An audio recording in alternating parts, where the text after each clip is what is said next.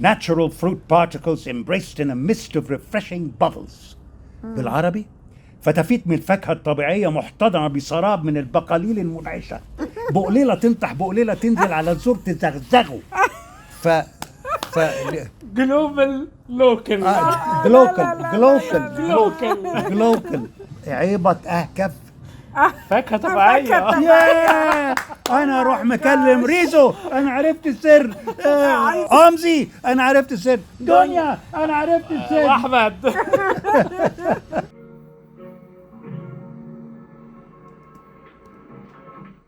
مسيو جلال زكي رائد ايوه في المشاوير الطويلة والجوائز الكتيرة. اوكي. اخبارك ايه؟ كويس الحمد لله. انتوا اشتغلتوا مع بعض؟ انا قابلت مسيو جلال مرة اه حاجة غريبة جدا. كنت عامل ورشة للفويس اوفر اوكي باشتراك مع بلاتفورم كده بيشجع الفريلانسرز ان هم يشتغلوا ويلاقوا بعض. اوكي فمن وقت للتاني بيعملوا ورشه اسمها ورشه اليوم الواحد. ورك شوب تبقى اليوم واحد وبيجيبوا الناس المهتمه بالموضوع ده. فانا اتفاجئت لقيت مسيو جلال داخل عليا. ماشي يلا بينا اوكي يلا نشتغل. لقيت فايبس جميله وراجل عايز يتعلم وعايز يقابل الناس وعايز يتكلم مع الناس. ده من قد ايه؟ وفي النص كان من سنتين يمكن. واو اعتقد من سنتين اوكي. في النص بقى لقيته بيحكي لي قصص. انت مش تاخدي انسبيريشن، انت بتعيشي بقى حاله من انا عايز اطلع اشتغل، عايز اطلع انجح دلوقتي. ايوه نايس.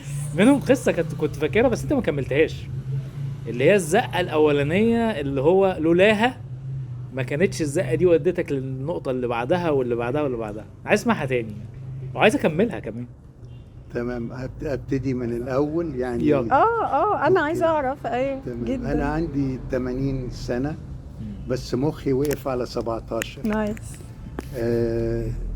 كنت في مدرسه انجليزي زمان هنا في مصر، كان ايام الانجليز، وكان عندنا فرق، كل فرقه لها لون كرافته، الولاد، وسيستر هاوس البنات. فكان في رالي، جرينفيل، فروبشر، دريك. اوكي. والسيستر هاوس كانت كنت، يورك، جلوستر، ليستر. اسامي مدن انجليزي في انجلترا كلها. كلها بقى. واللي بنفس الكرافته البنات احنا بنروح نشجعهم لما يلعبوا رياضه. أوكي. وهم يجوا يشجعونا لما نلعب. وكل اهتماماتي كانت الرياضه والبنات، ومش بالترتيب ده. فاكتشفت عشان اخلي البنات تحبني كان لازم ابقى كويس في الرياضه واقول نكت. فالرياضه كان عندنا سبورتس دي على يومين. كان عندي الارقام القياسيه وبكسب السبق. كان جري 100 متر، 200 متر، 400 متر، 800 متر، 1500 متر. كسبت الوثب الطويل لونج جامب، ما كسرتش الرقم. كسبت التنس، كسبت السكواش، أوكي. كسبت الرمح. واو. كنت رئيس الألفة. كل ده. اكتشفت بعد كده ان عشان بنات زيادة تحبني كان لازم اقول نكت. والنكت تقول نكت بالانجليزي كان، ما كنتش العربي بتاعي كان. فالنكت بتاعت مامتي كانت كلها ما نقدرش نقولها يعني. انا عايز اسمع واحده منهم دلوقتي هنا على الهواء ممكن نشيل اللي احنا عايزينه يعني هنمنتج اللي مش عاجبنا بس انا عايز اسمعه. لا ده انا عندي نكت كتبها. ده اللي دخلني في هقول لكم ازاي يعني. المهم كمان كان لازم اعمل حركات يعني، لان كنت بجري 100 متر لازم اجريها فول سبيد على الاخر. يندهوني في 400، بعد كده يندهوني في 1500، بعد كده يندهوني في الوثب الطويل. فكان لازم اعمل حركات 1500 تقريبا 4 لفات في ستريت وبعدين في كيرف وكده.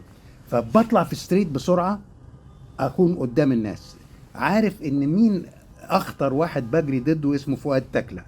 بروح مخليه يطلع قدامي وانا الزق فيه في الستريت ده، ياخد هو الهوا قبل الكيرف افوته وهدي.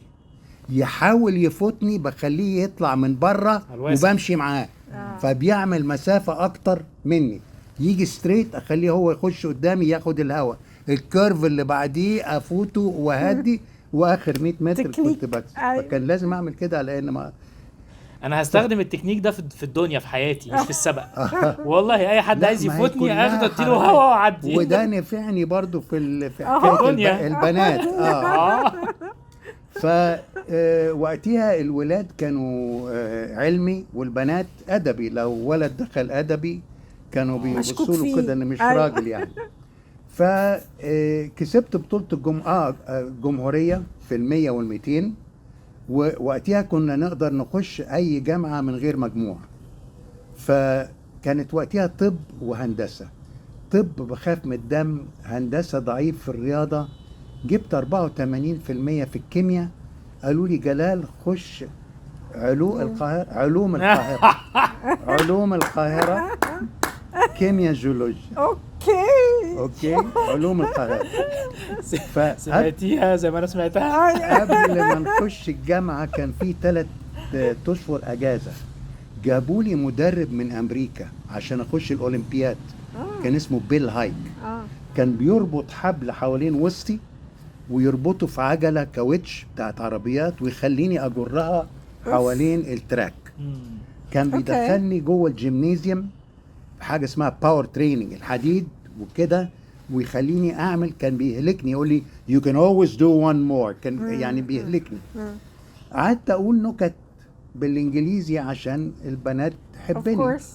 فاقول النكته دي ارجوك قولها لي. نكت مامتي يعني كده. عايز واحده اعرف النوع بس بس راح. بالانجليزي كده. قولها.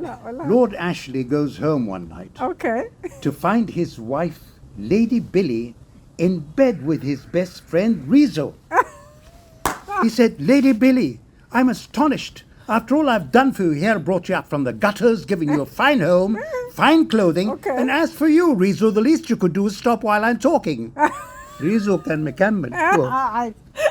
لا مش قادرة. تسلم. قلت النكتة دي. كان في واحد صاحبي رؤوف حافظ كان بيشتغل في الراديو مذيع بالانجليزي. قال لي جلال تعالى اشتغل مذيع في الراديو. رحت عملت فويس تيست وبقيت مذيع. ده كل الكلام ده في ال3 أشهر الاجازة اللي قبل الجامعة. قعدت اقول نكت تاني عشان اخلي بنات زيادة تحبني. قالوا لي يا جلال تعالى اشتغل في جورنال الجازات بالانجليزي. فاشتغلت في الجورنال الجازات. بعد ال3 أشهر دخلت علوم القاهرة. لقيتهم بيقولوا لي قص 2 وقص 3. واحنا ايام الانجليز كنا بناخد يضربونا بالجزمة الكاوتش لو كلمنا بالعربي بره فصل العربي. فانت مش فاهم بقى. كان مستر سكوت يقول لي بين داون زاكي واوطي على الكرسي كده ويجي بالجزمة الكاوتش ويديني 3 of the best ويقول لي what you say زاكي. اقول له thank you sir. العربي اوليفر تويست ستايل صراحة. العربي بتاعي كان ضعيف. فهرجع لكم كنت عندي 8 سنين في الانجليش سكول. هو الشوط اللي فات ده اتسجل؟ معقولة احنا هنحطه زي ما هو ماشي. فمامتي جابت لي عندي 8 years ما كنتش بعرف عربي. جابت لي مدرس عربي. والمدرس قال لي ان بس الاطفال المسلمين اللي هيروحوا يلعبوا في الجنة. فروحت اعيط لمامتي. بتقول لي why you crying جلال؟ أداة تمثيلي. I told her because سعيد my best friend is not gonna come and play with me in heaven. لأن سعيد صديقي حبيبي مش هيجي يلعب معايا في الجنة. قالت لي why؟ ليه؟ قلت لها because the teacher told me that only Muslim children were going to go and play in heaven. لأن المدرس قال لي إن بس الأطفال المسلمين اللي هيروحوا يلعبوا في الجنة. قالت لي no. Whether you're a Muslim or a Christian or a Jew or of any faith, as long as you and Saeed drink your milk before going to bed and you don't lie, you and Saeed are going to go and play in heaven. And Saeed's in Canada and we agreed we're going to go and play in heaven. قالت لي لا لو انت مسلم او مسيحي او يهودي او من اي دين طول ما انت وسعيد هتشربوا اللبن قبل ما تناموا ومش هتكذبوا، هتروح ما انتوا سعيد تعذبونيش في بقى، الجنة. اشربوا اللبن. وسعيد في كندا، واتفقنا هنروح نلعب مع بعض في الجنة. 8 سنين اكيد. الجنة أوكي. اتلخصت في كوباية لبن ما هي- وعدم الكذب بس. فقعدت 4 سنين في كيمياء جيولوجيا. وصلت سنة تانية بين بالهايك وبين البصبصة وبين الراديو وبين الجورنال. قعدت وصلت بعد سنة 4 سنين سنة سنة تانية. تانية كيمياء جيولوجيا. قلت لأهلي مش عايز كده، هخش جامعة تانية. قعدت 4 سنين تانيين بدرس اقتصاد وعلوم سياسية. اوه تاني سنة دخلت قنبلة في الجامعة، كل الولاد والمدرسين كانوا بيجروا وراها، اوكي. ووقتها ما كانش عندنا سوشيال ميديا. مم. and the 3 fastest ways of spreading news، أسرع 3 طرق إن الواحد يوصل رسائل كانت تليفون، تيليجرام and تيليجيرل. فرحت لأعز صديقة ليها، قلت لها أنا بموت في صاحبتك بس من فضلك ما تقولي لهاش. ما خلاص هتقول لها طبعاً. وعملت أكني مش شايفها بقى، لغاية أما جت يوم قالت لي جلال. قلت لها انا مين أنا؟ أنا جلال. هي فلسطينية. قالت لي امشي نمشي، هو ده انا. ثانك يو. امشي نمشي. فده أول ما تعرفت على فادية دجاني. في الآخر بين فادية والجورنال والراديو وبيل هايك كان عندي فوق 9 غياب في كل المواد، اوف. فمفروض ان انا بطرد. مم. فالحكاية يعني ان هنط حتة كده معلش. ماشي. اضطريت اعمل خدمة عسكرية، فكنت بلعب كوتشينة مع ضابط في الطيران. قال لي يا جلال هدخلك في رئاسة القوات الجوية عند الدكتور سنان، تبقى تمرجي عسكري، يعني هتمسح الارض بالخيشة والديتول وكده، بس في عسكري تاني ممكن تدوا بعض اجازات. فدخلت عسكري باخد 6 جنيه في الشهر. That's quite some وقتها. اتجوزتني فادية ضد إرادة أبوها. اوكي. أبوها كان دكتور مشهور ear nose and throat في القدس، وكان شايل اللوز بتاعت الملك حسين، فاتبرى منها علشان اتجوزت واحد ما عندوش شهادة. فهي بتحكي الحكاية دي لرئيس التحرير الجورنال الجزائري اللي أنا كنت بشتغل فيه. قال لها طب جلال الإنجليزي بتاعه كويس، ممكن يخش آداب إنجليزي في جامعة عين شمس. عشان أخش الجامعة تاني كان فات أكتر من 8 سنين على GCE، كان لازم أعمل GCE دي تاني، يا إما لو قدرت أجيب شهادة مرضية بتقول إن أنا كنت مختل عقليا وخفيت. فأخويا كان عنده دكتور صاحبه في مستشفى بهمن، جاب لي الجواب. رحت الانترفيو في الجامعة، قال لي عندك كام سنة؟ قلت له كذا. قال لي عندك اخوات بنات ولا ولاد؟ قلت له عندي اخ اكبر مني ب11 سنة وامي قالت لي ان انا جيت غلط. قال لي طب الحكاية دي بتضايقك؟ قلت له لا. قالت لي احلى غلطة عملتها في حياتي. قعدت، كان مفيش انترنت وكل ده، صاحبت على واحدة بتكتب لي بالكربون أسئلة وأجوبة في الشعر والدراما والنوفل وكل الكلام ده. قعدت 4 سنين تانيين، يعني كده 12 سنة عشان أخد شهادة. آخر سنة طلبوا مننا نكتب إنشاء على أحلام، فكتبت حاجتين، حاجة اسمها كان دايما عندي كوابيس ان انا بقع في ضلمه كده. فاتضح ان انا كنت في بطن مامتي وهي كانت راجعه من بره بالطياره، فالطياره نزلت خدوها على المستشفى. then a slap, a cry and it became I. يعني ده الكابوس ده كان الطياره وهي نازله. وبصيت لقيت نفسي كتبت مسرحية كاملة على شكسبير. شكسبير كتب حاجة اسمها The Four Great Tragedies مشهورين، اللي هو عطيل، مكبث، هاملت، وكينج لير. انا اديت له شخصيه دكتور فاوستس ان هو عايز يكتب الخمسه اللي هتألهه، فبينده الشيطان عشان يديله الوحي، وبينام وبيروحوا داخلين الثلاثه ويتشز بتوع ماكبث، كل واحده منهم تتكلم بصوت ويقول له انت عملت فينا كده، ويخش عليه ماكبث وهاملت ولير وبتاع وهيموتوه ويقول انت فانا ممكن اقولها لكم في 10 دقايق. انا عملت كل الادوار، الصوت بتاع هاملت وبغير وشي لا عايز اسمع صوت كل واحد بالكروما. ايه عايز اسمع صوت كل واحد. يعني انت دلوقتي هاملت عملت 10 ادوار، عايز كل تسمعها واحد كلها. ما صوتش بس سجلتهم يعني. يعني طيب. كل واحد له صوت اكيد صح؟ طبعا. تعال نعملها. اوكي، في الستاره مقفوله، وفي موسيقى زاراتوسترا سبيس اوديسي، حاجه ماجستيك، تا تا تا تا دم دم دم دم دم دم دم دم، وبتفتح الستاره ونلاقي ويليام قاعد بالريشه كده ويقول ويليام, now hast thou but one more act, one more play, sorry, and then thou shalt be immortalized. Right. 1/5 great tragedy, and fame is thine forever. Critics, foolish critics, shall be condemned to the everlasting pain of explaining my masterpiece. I'll keep that word of promise to their ear and break it to their heart. Let Aristotle turn in his grave if he objects. Aristotle, a veritable fool, have I not often disregarded the unities of time and place, and yet commanded greater influence with action alone?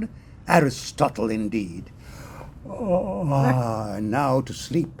To sleep, perchance to dream, perchance to summon night's black agents, and perhaps more monstrous inspiration. Come, Black Hecate, and kindle my imagination with demonic imagery, for as imagination bodies forth the forms of things unknown, my quill shall turn them into gory shapes, and give to airy nothing a local habitation and a name. وبينام وتضلم، هو طويل، تيجي ويخشوا الثري ويتشز بالعربي يعني ايه؟ ساحرات. انا مره قلت سميتها عاهرات، قالوا لي لا يا جلال اسمها ساحر. اوكي، ساحرات. بيخشوا كل واحده بيزقوا كولدرن، حاجه فيها بابلينج كده، وواحده ماسكه بيض ممشش، وواحده طالع شعر من هنا والتانيه. انا هعمل كل الادوار دي، هغير بالميك اب كده واتكلم، وكل واحده بتتكلم بالدور. Eye for eye, tooth for tooth, thou shalt die forsooth. Thou who hast given us this life of agony, thou who hast made us live in misery. فبيصحى ويليام. Oh my gosh. Why, white creatures, do you haunt me thus? Have I on some forgotten day harmed you in any way? Never, never, never canst thou do us harm. This sailor's toe that we do show keeps us safe. It is our charm. It came from the crypt of immortality, enables us to mete out horrid misery. But peace, hear the victims, let them speak and voice their grievances. Come forward, speak. Othello. Thou madest me a man begrimed and black as coal, poisoned by that green-eyed monster jealousy that feeds on my credulity. A tragic flaw thou didst bestow on me that brought my end in bitter catastrophe. A maiden who was as smooth as monumental alabaster, I was made to love, not too wisely, but too well. This fair Venetian lady did I smite, while uttering the words, put out the light, to put out the light, and now revenge is what I need to rest in peace of thy horrid deed. Wait, the time will come for you to do your bloody business, but there are others who must voice their grievances. Come forward, speak. Hamlet. I am one whom thou didst lead to madness, whose mother thou didst marry to my father's murderer, until to be or not to be, that was the question that haunted me. As if 1 or 2 murders were not enough, you drowned the stage in a Senecan bloodbath. Enough, speak thou the third. Macbeth. I am one whom thou didst make a king, only to snatch my crown and drive me to the dun and smoke of hell. 'Twas with the tolling of a bell that you invited me, with vaulting ambition that o'erleapt its steed, to commit a most vile and odious deed. Enough, speak thou the fourth. King Lear. I am one whom thou didst fool with 2 ungrateful daughters. A third, so sweet and gentle, did thy pen force me to banish from my kingdom. And when at last the truth came out, didst thou reward me with a fitting end? No, rather thy blood-soaked quill would have more blood to feed upon. So the witches tell William, and now, thou wretched creature, what hast thou to say in answer to thy crimes? In faith, I know not what crimes you talk about. When I created you, you petty slaves, I neither thought nor even felt that harm was done. My only aim was to amass wealth and please the public. And I dare say that all my dreams have been realized. Profit, honor, delight are all mine with what I write. But time enough has been wasted away, and let me dream some other 5th and more horrid tragedy. Sister, this man is steeped in blood so far that should he wade no more, returning were as tedious as gore. I prithee trouble me no more with thy foolish babbling. بيخشوا عليه بقى كله. Milk of madness, blood of bull, murdered mummies, black as hell. Blood, murder, hell, away detested kites, unhand me. Thy hide shall roast in sulphurous flames. We shall end your hideous games. We shall drain you dry as hay. Thou shalt sleep, nor night, nor day. I'll give thee diamonds from the heart of Africa, pills from crystal seas. Only let me breathe a while. Too late, too late, too late. I'll burn my books, I'll burn my books. Eye for eye, tooth for tooth. بتضلم الدنيا كله بيخرج. ويليام بيكون على البتاع بيصحى. Oh God, was this a dream? A nightmare? anyway في الآخر يعني لا في الآخر بيقطعوا بس برافو بجد. anyway كان وقتها بس دي تحت اسم ايه بقى؟ 16th century nightmare or the unfinished tragedy. في الآخر بيقطعها. يقول أنا عملت كده ليه؟ أنا كنت بكتب poems يعني كده، وبعدين عشان انتوا جايين هنا تشوفوا الدم وبتاع ده، انتوا السبب كده. وكان بروح مقطع. فكان في رئيس جامعة في أمريكا English literature قال لي جلال كان بيدينا كورس هنا، تعالى درس في أمريكا واعمل الدكتوراه عندنا وهندي لك منحة هناك. رحت أمريكا اكتشفت إن ما بيعرفوش إنجليزي هناك. different يعني عندهم حاجة اسمها multiple choice question، يعني ألف ولا ب ولا جيم، ما بيكتبش إنشا في true and false، يعني صح ولا غلط. ففي من ضمن الطلبة وأنا بدرسهم هناك واحد بيقول بالإنجليزي طبعا أنا عمري ما اصطدت سمك في حياتي، بس من السمك اللي اصطدته بحب النورذن بايك. قلت له أنت بتقول، وكان حاجة طويلة خالص بيلعب هوكي، بتقول إنك عمرك ما اصطدت سمك بس من السمك اللي اصطدته. يقول لي أوه يا مهم خدت هو معقول بالدماغ دي؟ قعدت 2 خدت اعلى درجات وعملت ماجستير في الادب والمسرح، وكنت هكمل، وكانوا بيخلوني انا امثل الجامعه السكول بتاعتهم. كانوا بيعملوا حاجات كل جامعات او مدارس او المدارس كلها كنت انا اللي بمثل. كانوا بيقولوا جلال انت هتمثلنا. فكنت هكمل. والدتي توفت، اضطريت ارجع مصر. كان في واحد صاحبي هو كان بمدارس فرنساوي بيبصبص في الفرنساوي وانا بالانجليزي. كان لسه الهدف القديم اللي كان عنده ما راحش. انا عايز يكاتش تعالوا هو في هدف هنا. فكان لسه بيفتح وكالة اعلان، وانا بسميه ريكي وهو بيسميني ابو زيك، وقال لي ابو زيك تعالى عايزك تشتغل معايا. مش هتقول هو مين؟ ها لا هقول طبعا. انا ما كنتش هبقى هنا لولا هو ومراتي ووالدتي وناس تانيين. طارق نور. فكان كنت انا بسميه ريكي وهو بيسميني ابو زيد. فريكي كان لسه بيفتح وكالة، كان يناير 79. فقال لي تعالى يا ابو زيك عايزك تشتغل معايا. قلت له هبقى ايه؟ قال لي هتبقى كرييتيف دايركتور، يعني مدير فني. قلت له يعني ايه؟ قال لي يعني عايزك تديني افكار بتضحك نعمل منها اعلانات في التلفزيون. قلت له طب هتدفع لي كام يا ريكي؟ قال لي 250 جنيه في الشهر. قلت له ايه يا ريكي ده؟ قال لي انت بتعرف ايه في الاعلانات؟ قلت له يعني بعمل الجورنال، بعمل الراديو. قال لي ملهاش دعوه. قلت له طب انت ايه؟ قال لي انا بريزيدنت وبارتنر مع ناصر الخرافي الله يرحمه. قلت له طيب انا هشتغل معاك على 3 شروط. نمرة 1 ماليش دعوة بالمدير العام بتاعك، كان الله يرحمه ميشيل يارد، كان راجل لطيف ما كنتش هعرف.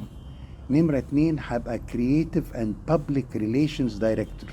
مفيش حاجة اسمها كده. طارق مسمى لقى- جديد يعني. لقى الكارت بتاعي وقال لي شوف انا لقيت ايه. نمرة 3 مش هعرف اقولها هنا. قول لي ايه بس.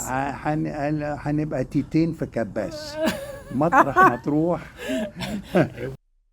بس هو ده اللي عايز يقوله. تقلقش قول. ابتدينا بنص مليون بتوع شريك طارق كان ويمبي وكنتاكي فرايد تشيكن، وابتدوا يجوا بقى عملاء تانية، ويلكنسون سورد، ازاي ابيع موس حلاقة، ازاي كولجيت جاب 5 منتجات شامبو. شوف الشامبو بتاعي عمل ايه. اوكي. ودي رساله لاي حد عايز يعمل اعلانات. بتاع السنان ده معجون سنان، وديترجنت حاجه اسمها فاب. بس اشهرهم كان ايه يعني في الفتره دي؟ كانت اشهر حاجه لا ايه؟ ما انا هقول بقى اللي اتعلمته. طبعا يعني قعدت 10 سنين، احلى 10 سنين عند ريكي.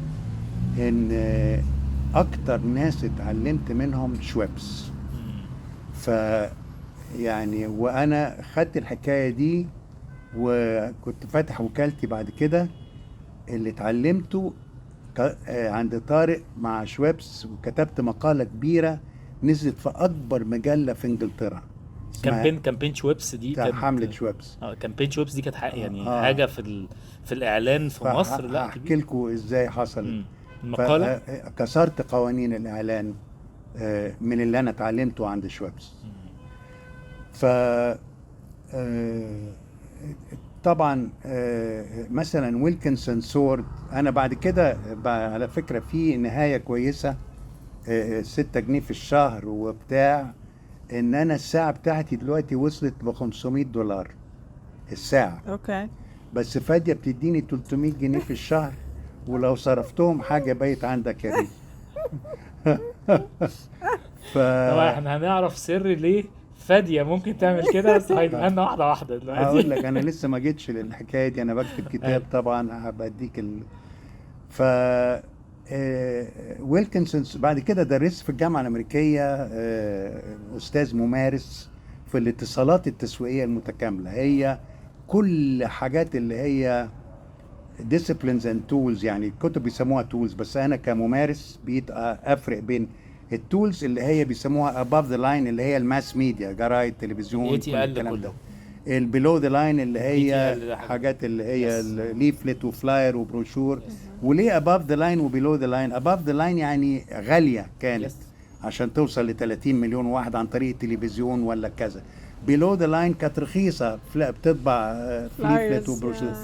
اون ذا لاين دي بقى اللي هي بقت دلوقتي مهمه جدا دلوقتي جدا. التي تي ال ده اهم، ده شغلي الاساسي النهارده، اللي هو التي تي ال ثرو ذا لاين او اون ذا لاين. ثرو ذا لاين واون ذا لاين اللي هي بقى يعني انترنت اي حاجه وسوشيال ميديا وانستغرام ولينكدين وكل ده.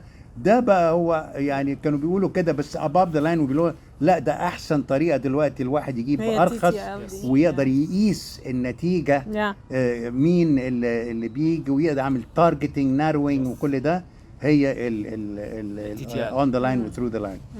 anyhow ويلكنسون سورد وقتها العميل كان بيقول لي، ودي اللي انا كممارس وبعدين استاذ ممارس الاثنين بيكملوا بعض. ف يعني عاده دلوقتي تلاقي اللي عنده دكتوراه بس، لا انا كنت باخد 3 أضعاف اللي عندهم وبيدفعوا لي بالدولار كانوا كده في الجامعه. ف اتعلمت من الاثنين حاجتين. فكان بيجي لي مدير التسويق بتاع ويلكنسون سورد ومواس حلاقه بيقول لي يا جلال انت عارف ان احنا ممكن نعمل موس حلاقه يقعد سنه، بس لو عملنا كده هنخسر. فلما دخلت وابتديت ادرس لقيت حاجه اسمها planned obsolescence، ان الشركه بتخطط ان ينتهي الوقت بتاعها، فبيخلي الموس يشتغل 10 ايام ولازم تجيب واحد تشتغل تحط واحد تاني. ده بيخططوا ان كده، في حين ان لما قال لي المدير التسويق قال لي انا ممكن اخليه يشتغل سنه بس هخطط. ده planned obsolescence. في بقى perceived obsolescence، ان يجي يقول لك يو ده انت لابسه جزمه قديمه فعشان تقعد تشتري جديد كل شويه. planned obsolescence perceived obsolescence. ويلكنسون سورت. هتكلم على شوابس بقى. طبعا ريكي كان لذيذ، بيخليني كنا بنصور اعلانات في انجلترا بتاعت حسن عابدين بقى ويبش مع حسن عابدين. اوكي. جبناه، فكل مره كان بيبقى عيد ميلادي عشان البنات الحلوه انا بعمل عيد ميلادي كل شهر. لا وبعدين عشان يوفر انا كنت بشتغل عند، بدل ما اجيب موديل ريزو ويدفع له اوكي. يقول لي جلال يطلع. فطلعت انا في حاجه اسمها تشيكن تكه، كان عندي سكسوكه ويسموني مستر سبايسي، كانوا بيموت أنا فيا عايزة في الكويت. انا هحطه على الشاشه وانت بتتكلم دلوقتي. I like it spicy. It's very nice. With a little rice. يا جلال this is amazing. I like it spicy. غالبا هيظهر على الشاشه وانت بتتكلم دلوقتي. فطلعت في تكه، طلعت في شوابس مع اصل تكه كان على اللوجو بتاعهم كان دايما فيه انا الوجه الطباع اوكي بالسكسوكه على البتاع. وفي واحد بنتي رولا راحت غنت في سويسرا والمانيا من تقريبا اسبوعين. في واحد قال لها جلال انا عندي من ايام زمان المج بتاع تكه وصورتي فيها، عندي الصوره بتاع، فخدها معاه المانيا. قال شوف انا وبعت لي الصوره بتاعت المج اللي انا طالع فيها. فبرضه طلعت مع حسن عابدين في شيخ عربي وكده. الوحيدة بالفاكهة الطبيعية. عظيم عظيم. وهذا يوسفي أصيل. عظيم عظيم. وهذا ليمون طبيعي متنكر في صورة زجاجة، مو هيك؟ هيك. أما هذا فهو برتقال طبيعي وبداخله فتافيت البرتقال اللي بتلعلع. عظيم والله عظيم. إذا قل لي يا أخي ما هو سر شوبس؟ الله يعطيك العافية. تمتع بسر شوبس. طبعا. كنا لما بنروح بنصور عملنا نحطم الاسعار تحطيما، فروحنا صورنا كلمة الاسعار في لندن في حاجة اسمها ووردر ستريت، عاملينها بالستايروفوم الكلمة وحاطت فيها حاجات عشان تفجر فيوز البتاع دي. فكان مفروض ان في ايد بجوانتي، فطارق كان مفروض هو اللي يعملها. قال لي لا خد انت يا ابو سيك. فالايد بتاعتي بتيجي وبعدين بيعملوا هاي سبيد كاميرا فبتبقى سلو موشن، وبعمل نحطم الاسعار بالفتاح جدا، نحطم الاسعار تحطيما تنفجر الكلمه بتاعت الاسعار. الطارق كان ابتدى كان بيلعب عنده باند جامده جدا وكده، وكان في الراديو وكان عنده برنامج. وبعد كده لما دخل مع الخرافي كانوا اضطروا يخشوا عن طريق الاهرام في الاول.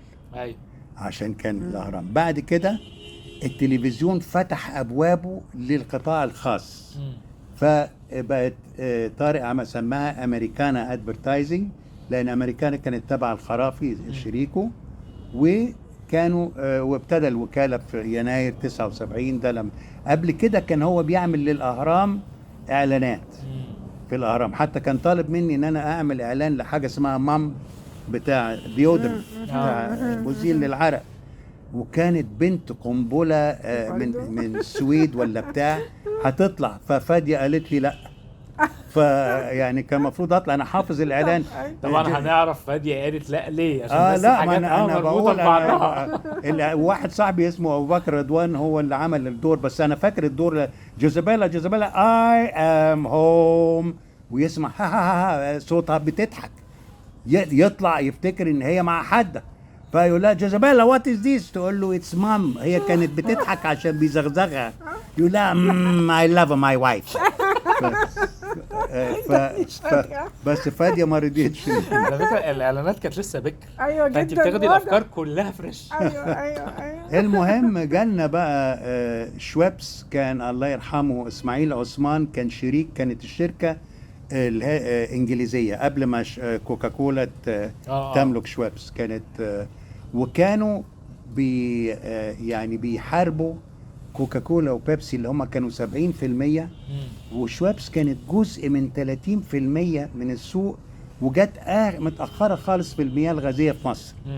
فجم مع شركة انجليزي اسمها فاينز بيري اند سلام، دخلوا مع الله يرحمه خضر عبد السلام، كان في الجمهورية، عملوا شركة وعملوا حملة تشويقية لشويبس، جايين متأخر خالص.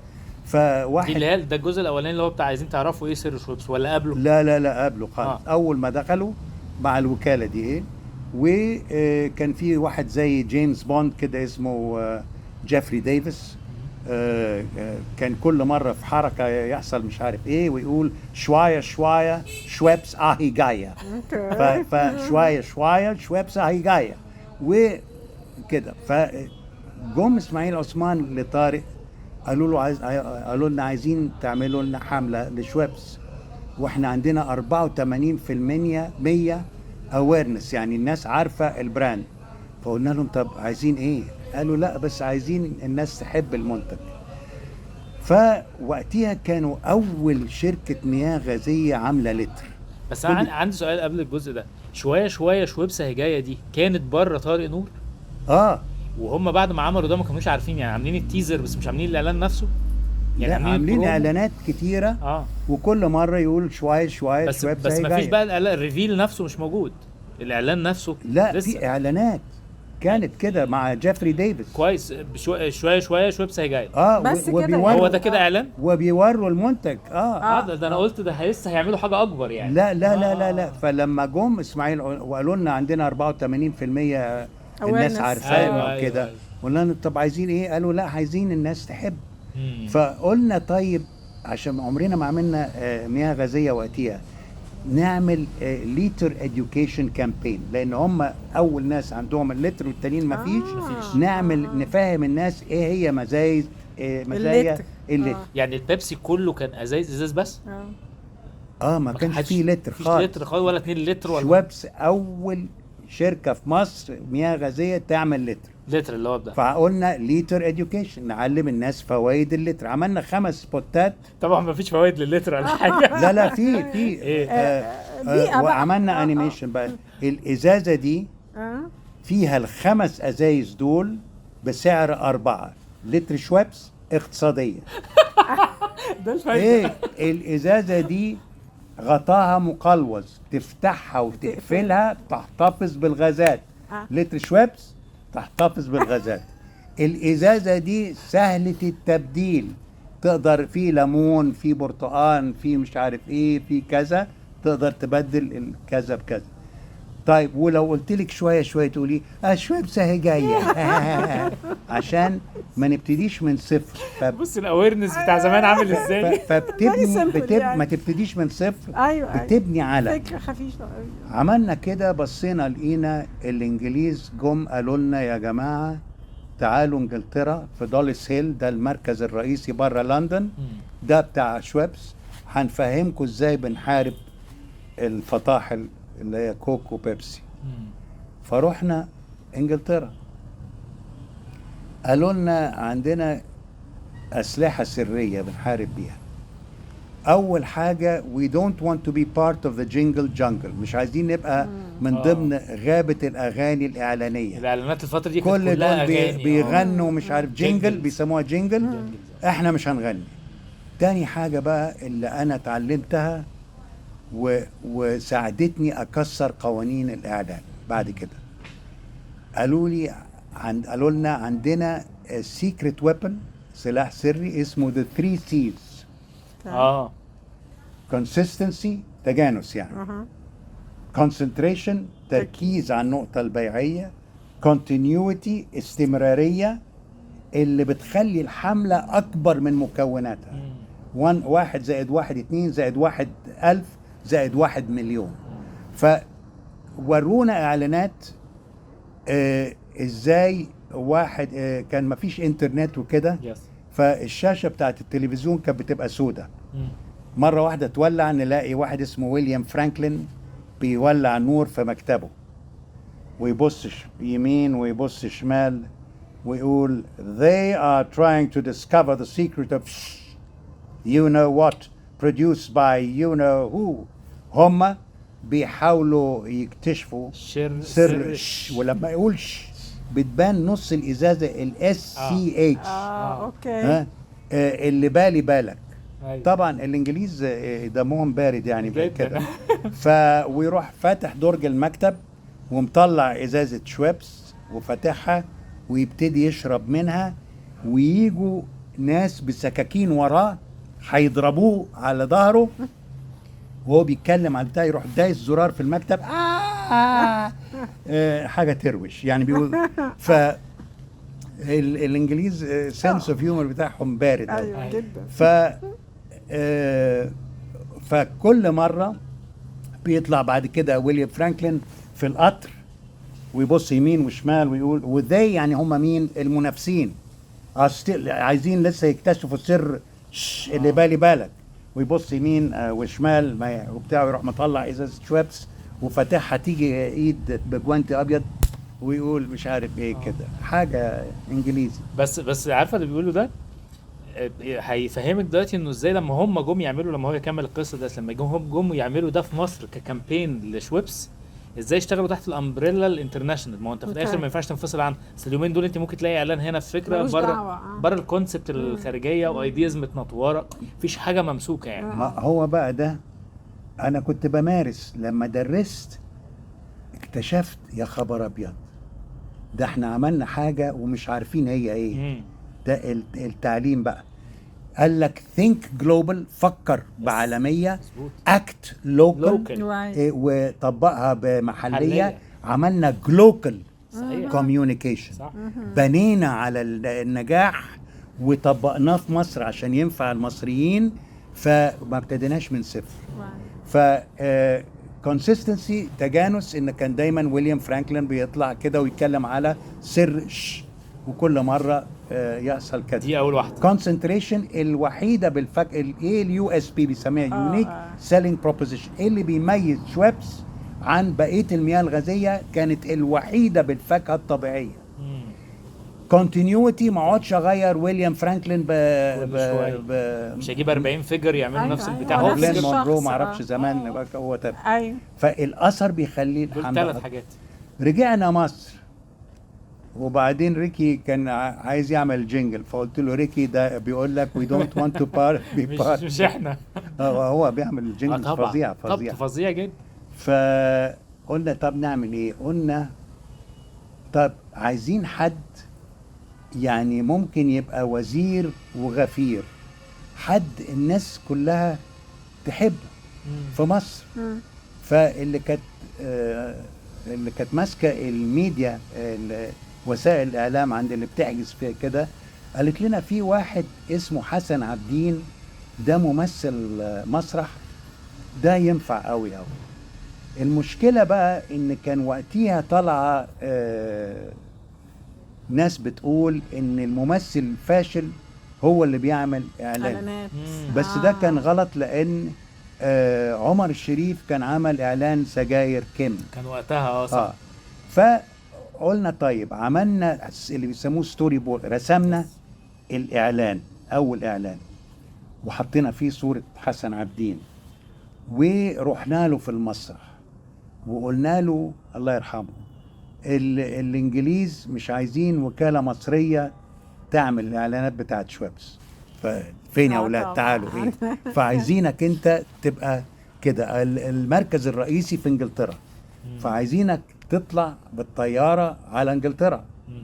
وده سميناه ترانزيشن، بعد كده بقى ترانزيشن 1 وفي ترانزيشن 2، ان هتقعد جنب واحد راجل ورا جورنال، وهتقول الخواجة اللي جنبي هيقول لي على سر شويبس، الخواجة هينزل الجورنال يطلع جيفري ديفيس اللي كان قبل كده وبيقول لك شوية شوية، وتقول له انا عارف انها جاية يا خواجة، بس خليني اقول لهم على السر قبل ما يخلص الاعلان وينتهي الاعلان، وكل المنتجات كان في بقى كذا طعم والصوت الصوت المعلق يقول يا ترى ما هو سر شورس. نخلص بقى فده ترانزيشن. استخدمنا الراجل اللي كان في اللي قبل كده عشان ما نبتديش من صفر بالظبط. فبيجي حسن عابدين طالع الطياره بقى يقول كل الناس عايزه تعرف سر شويبس، علشان كده انا مسافر لندن. يقعد في الطياره يفتح ازازه استغلوا الرحله كلها في الكامبين. يفتح ازازه لان المنتج هو الستار مش الممثل. اوكي. المنتج هو الهيرو عكس دلوقتي. ويبتدي يقول كلام عنها. لقينا ان احنا عملنا لغه سميناها شويبسونيا. شويبسونيا. خدنا اللي سمعناه من ويليام فرانكلين، ده كان بيقول natural fruit particles embraced in a mist of refreshing bubbles. بالعربي فتفيت من الفاكهة الطبيعية محتضنة بسراب من البقاليل المنعشة، بقليلة تنطح بقليلة تنزل على الزور تزغزغه. ف جلوبال لوكال. جلوكال. وبعد كده بقى كل ما حسن عابدين يعني عايز يفصح يطلعوا في لندن حسن عابدين وبتاع ده يقول هو انا السر بقى لا هقوله لكم المره الجايه وبتاع ده. يس اي نو يو سبيك لندن. وكان بيطلع كلمات ما كناش كاتبينها احنا.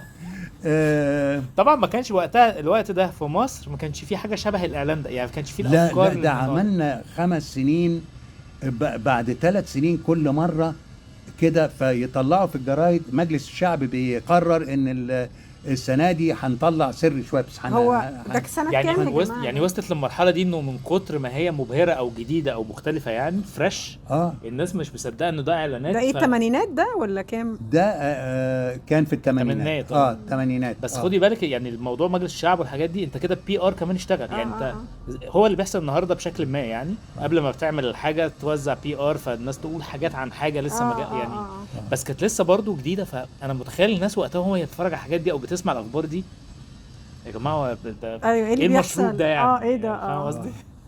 ف ده كان ترانزيشن 1 اللي ورينا فيه الراجل الانجليزي وشلناه. عملنا بعديها بقى تقريبا 3 سنين ترانزيشن 2. بيطلع حسن عابدين بيقول اظن كلكم عايزين تعرفوا سر شويبس، انا هقوله لكم زي ما سمعتوا من الخواجه، بس عايز اقول ان ده جزء من السر وهلف في العالم عشان اجيب لكم بقيه السر. وبيورينا اعلانات اللي فاتت كويس كده. وهو عيبة اهكف. ده ايه؟ عيبة ده اللي قاله له الانجليزي. بالانجليزي تورث لاروتشان. تورث لاروتشان اناجراماتايزد يعني شقلبها يعني عكس طب تورث لاروتشان تبقى ايه بالانجليزي؟ ناتشرال فروت. ناتشرال فروت. عيبة اهكف فاكهه طبيعيه. انا اروح مكلم ريزو انا عرفت السر. امزي انا عرفت السر. دنيا انا عرفت السر. واحمد عيبة اهكف. فده انت فاهمه قصدي ايه؟ الساحه فاضيه قوي لدرجه ان الناس الحاجات دي بتاثر في الناس طبعا. فكده عمل وورد اوف ماوث اللي هي ببلاش طبعا يعني. وقتها التلفزيون كان غالي جدا فان الناس كلها تبتدي تتكلم على عيبة اهكف. فبعد كده بتبص تلاقيه هيلف العالم بقى، فبيروح اسبانيا سيبوا الطور يعمل ماتادور وبتاع ده ويقول يا نهار اسود مش عارف وانا مالي ومالي الشغلانه دي وبتاع ده. السلوجن يبقى تمتع بالسر شويبس. اوكي بعد كده هنا اتغير بقى. اتغير بقى فروم يا ترى بقى لما عرفنا بقى عيبة اهكف خلاص. تمتع بالسر شويبس. بيروح كان وقتها في مسلسلات اسمها دالاس، كان في واحد اسمه جي ار واحده اسمها سو الين وكده. فجبنا ناس في انجلترا كنا بنصور ده لوكا لايك، واحد شكله زي جي ار واحده زي سو الين. والمزيكا بتاعت دالاس بقى تا تا تا يروح داخل وجي ار يقول له هو يقول جي ار يقول له اتش اي يروح حاضنين يقول لنا حسن اتش اي يعني حسن عابدين عابدين. بلاش فضايح. خليك راجل بقى وقول لي فين سو ألن، تقول له حسن بيبي. فمفروض بقى يقول لها انت مش هتقولي لي على السر يا سو. حسن كان متدين جدا، والست مفروض بقى يقول لها قولي لي على السر، تقول له شويه شويه كده. الست كانت حاطه برفان كان خلاه يدوخ، فنسي الكلام ده في الحقيقه. قال لها الكلام راح مني يا سو، وراح باصص للكاميرا وقعد يضحك. ده ما كانش مكتوب في السكريبت. يعني هي اتصورت كده.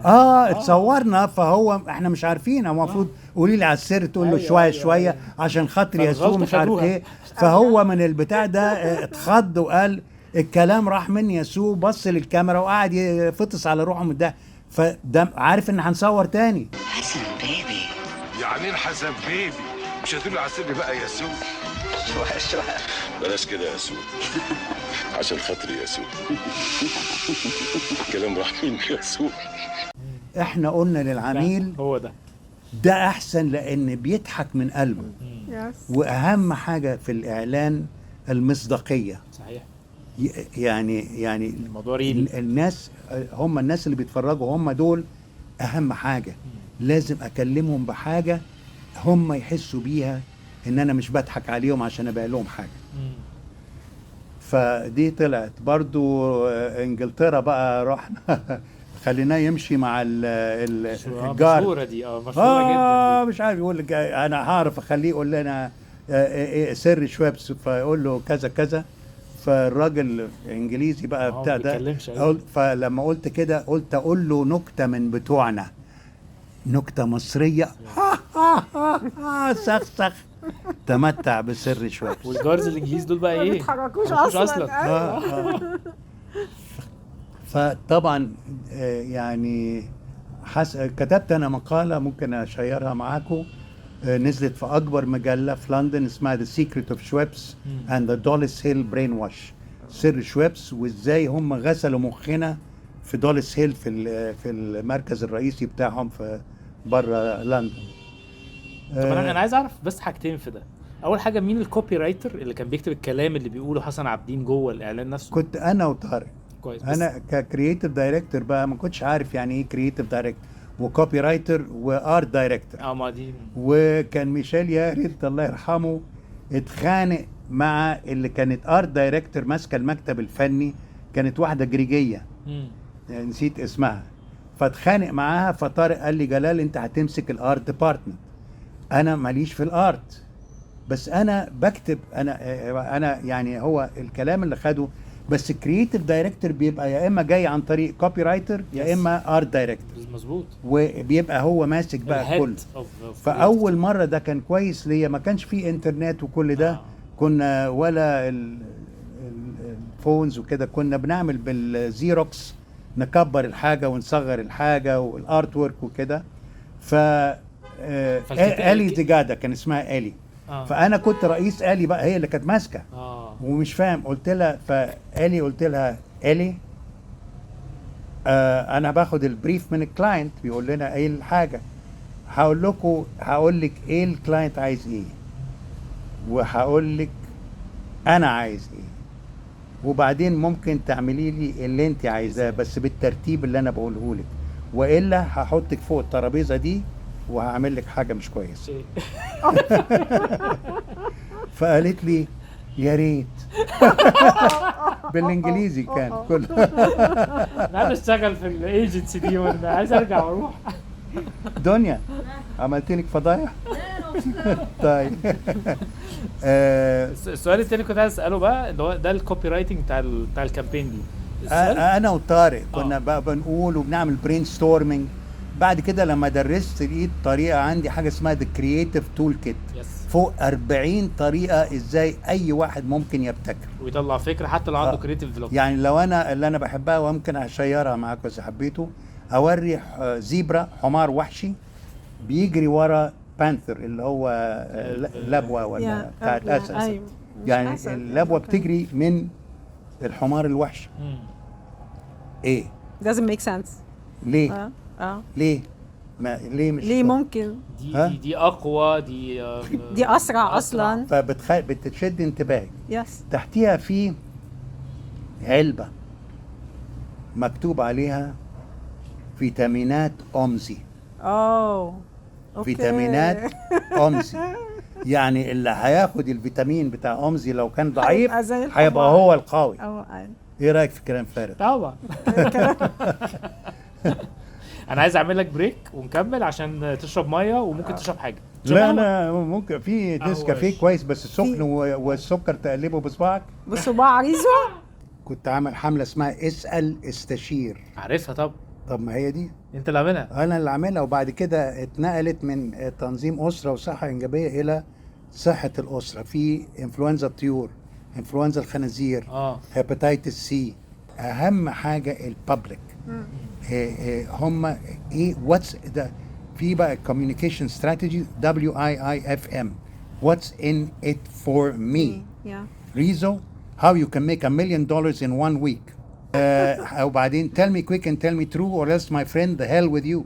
لو ما قلتليش في اول كام ثانيه انت عايز ايه. وبعدين معظم الناس مش عارفه هي بتبيع ايه، فاذا كان انا مش عارف ببيع ايه هعمل رساله ابيع بيها ازاي. ببيع هنا ايه؟ ايه؟ لا ميديا. تواصل. لا. ببيع ايه؟ تواصل او كوميونيكيشن. لا. امال فاذا انا مش عارف انا ببيع ايه هوصل رساله ابيع بيها ازاي. صح. ولازم يبقى فيها WIIFM وكده. عندنا مثل بنقول we are selling the sizzle not the steak. احنا بنبيع الحاجه اللي هو، فده له كذا معنى. انا بالنسبه لي برستيج. عايز اتقالط قدام الناس. I have the iPhone XY that cost $50,000 عشان الناس يحسوا ان انا راجل مهم قوي. بالنسبه للام يبقى السيفتي، سكيورتي. خايفه بنتها راجعه في التاكسي الساعه 12 بالليل عايزه تطمن عليها. فانت بتبيع الحاجه اللي you are. لما اقول هارفارد you're not selling education. prestige على طول ان ده. you're not a dentist. you're a pain reliever بتشيل الوجع. and sex appeal maker بتخلي اسناني بيضة وريحة بقي حلوة عشان لما اروح ابوس فادية ما تقوليش ايه القرف ده. وعملت حملات فظيعة. عملت حملة شيفروليه وبيدفورد وايسوزو اللي هم نفس العربية كلهم موتور ايسوزو، بس البراند نيم متغير. اديت 3 شخصيات مختلفة ليهم وسميت بيدفورد الدبابة.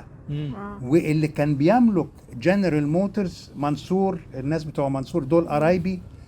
دول their uncle كان متجوز بنت خالتي. ف كان عندهم شيفروليه اللي بس عندهم كل ال3 عربيات. بعد كده لما شافوا الدبابة جامدة جدا للبيك اب راحوا وقفوا بيدفورد وخدوا الدبابة لشيفروليه. يعني لفظ الدبابة ده انت اللي عملته. اللي هو مستمر. ال3 اعملهم انا. بس اقصد لفظ الدبابة ده مشهور اعلاميا دلوقتي. وابور اوكي من منصور شيفروليه. الدبابة في ناس بيسموها بيدفورد، انا بسميها الدبابة. مش عارف ايه كذا كذا كذا. ويسوزو العربية المرزوقة لان كانت ارخص. جالي سيلا بقى.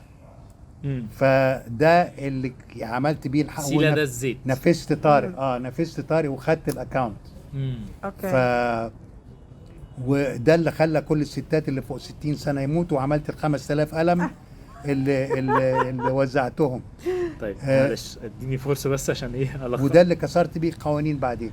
طيب ما احنا عايز اروح للنقطة دي بس عايزها يعني تعالى نعمل لها جواب او روشتة بسيطة سريعة بسيطة للشاب الصغير. امتى يحس انه ممكن يقدر يعمل حاجة لوحده بعد ما كان جوه شركة او مؤسسة او جروب او ستارت اب؟ هل لما يكون طموحه خلاص بقى اكبر من المكان اللي هو شغال فيه، ولا لما بقى بيقدر يعمل كل الحاجات دي بطوله او لوحده او يقدر يقود لوحده؟ هي دي. ولا لما يبقى فيه اوفرز كتير بتحسسه بقيمته فعارف قيمة نفسه انه خلاص ما ينفعش يبقى جزء من حاجة، لازم يكون هو قائد الحاجة او يبقى عنده ملكه او حاجة. يعني عايز روشتة لأي حد صغير امتى يسيب ويروح لوحده، امتى يبقى صاحب الحاجة لوحده، منافس لوحده، قائد لشركة لوحده. فاهم قصدي؟ كلاينت امريكاني قال لي جلال your network is your net worth. من كتر ما اولا بحب اساعد الناس وكده، فلما باجي احب حاجه someone to do me a favor بيحبوا يساعدوني. انت تقصد لما تبقى النتورك قويه قوي وانا حاسس ان انا واقف على ارض صلبه، وقتها ممكن انفصل ويبقى عندي الايجنتس بتاعتي او بس المشروع ممكن بتاعي. تقول ان النتورك دي لما اقول للواحد لسه بادئ مم. مش يقول لي طب ما انت عملت اعلانات وعملت كذا وعملت كذا وكذا. فالسر بتاع كل ده ان do what you love with a passion. do what you love with a passion. يعني انا طب ايه بقول نكت عشان بنات، طب ايه يعني بحب ابسط الناس بوزيتيف. انا عندي 20 وصايا، لازم برضه كل واحد مننا يبقى عنده ميشن ستيتمنت وفيجن، وفيها منها نمرة 3. كنت حاطط البوستر ده في كل، عندي البوست يعني عندي البتاع بتاعت اكتر واحدة كنت بستخدمها نمرة 3 no excuses. No excuses. نمرة 3 no excuses. فربنا كالتشر في الشركة، انا هاجي ساعة بدري ومش هتأخر 360 ثانية عليك. عامل حساب بقى ان الاسانسير ما اشتغلش، GPS ضايع كده. نمبر 1 think client هو اللي بيدفع لي ايه بس. نمرة 2 mutual trust and respect are the basis of a proper working relation.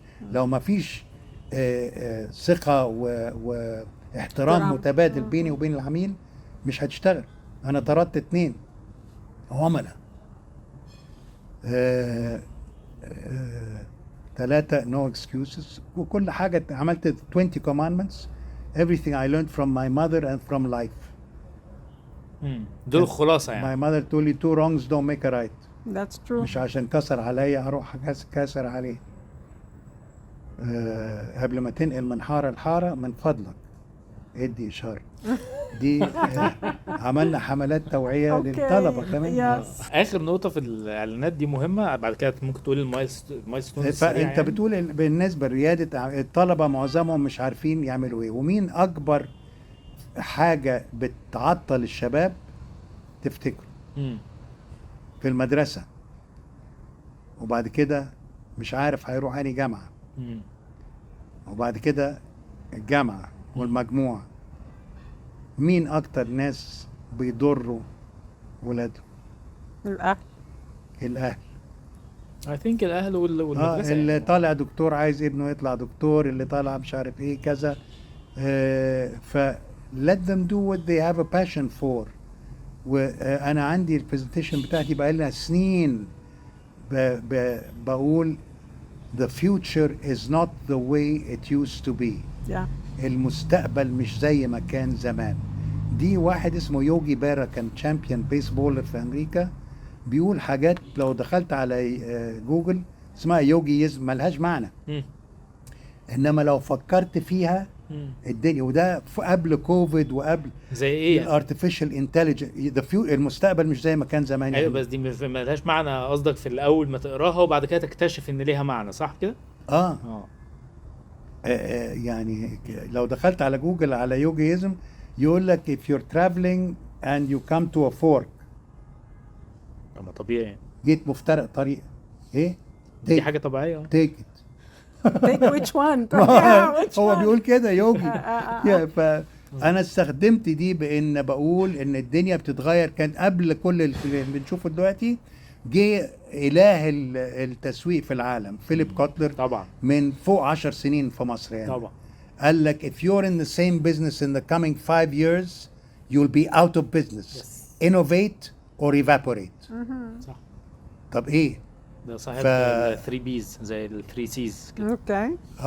وبعدين في واحد تاني اسمه جون لويس قال لك if we teach students today what we taught them yesterday we rob them of tomorrow. ما ده اللي بيحصل.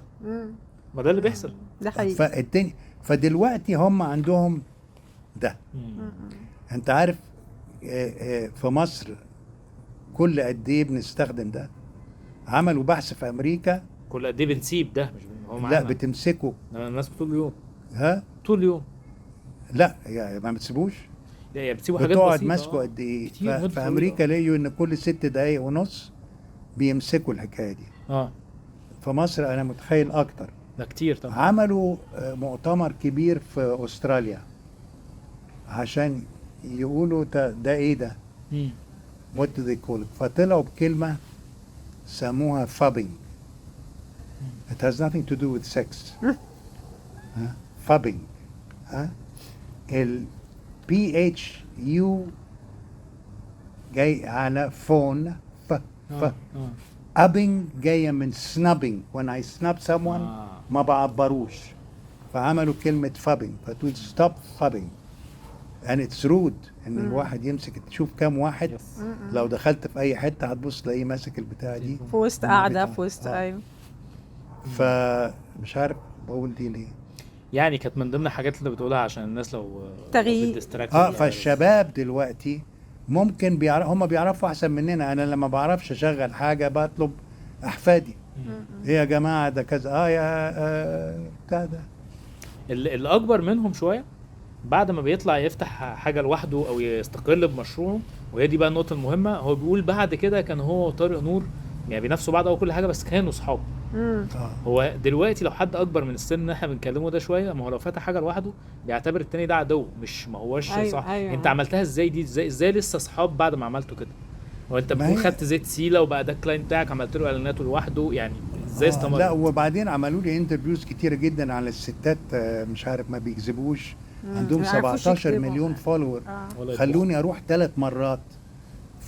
وقبليها كان في واحد تاني نسيت اسمه، فجاب طارق من غير ما اعرف معايا، وطارق قاعد يمدح فيا. طب انا ده الجزء بتاع الاعلانات انا تهيألي اللي سمع يعني ممكن كمان يتعلم حاجات احنا ما قلناش. بس لا ما بقول لك الكرييتيف تول كيت عندي فوق 40 طريقه. وبعدين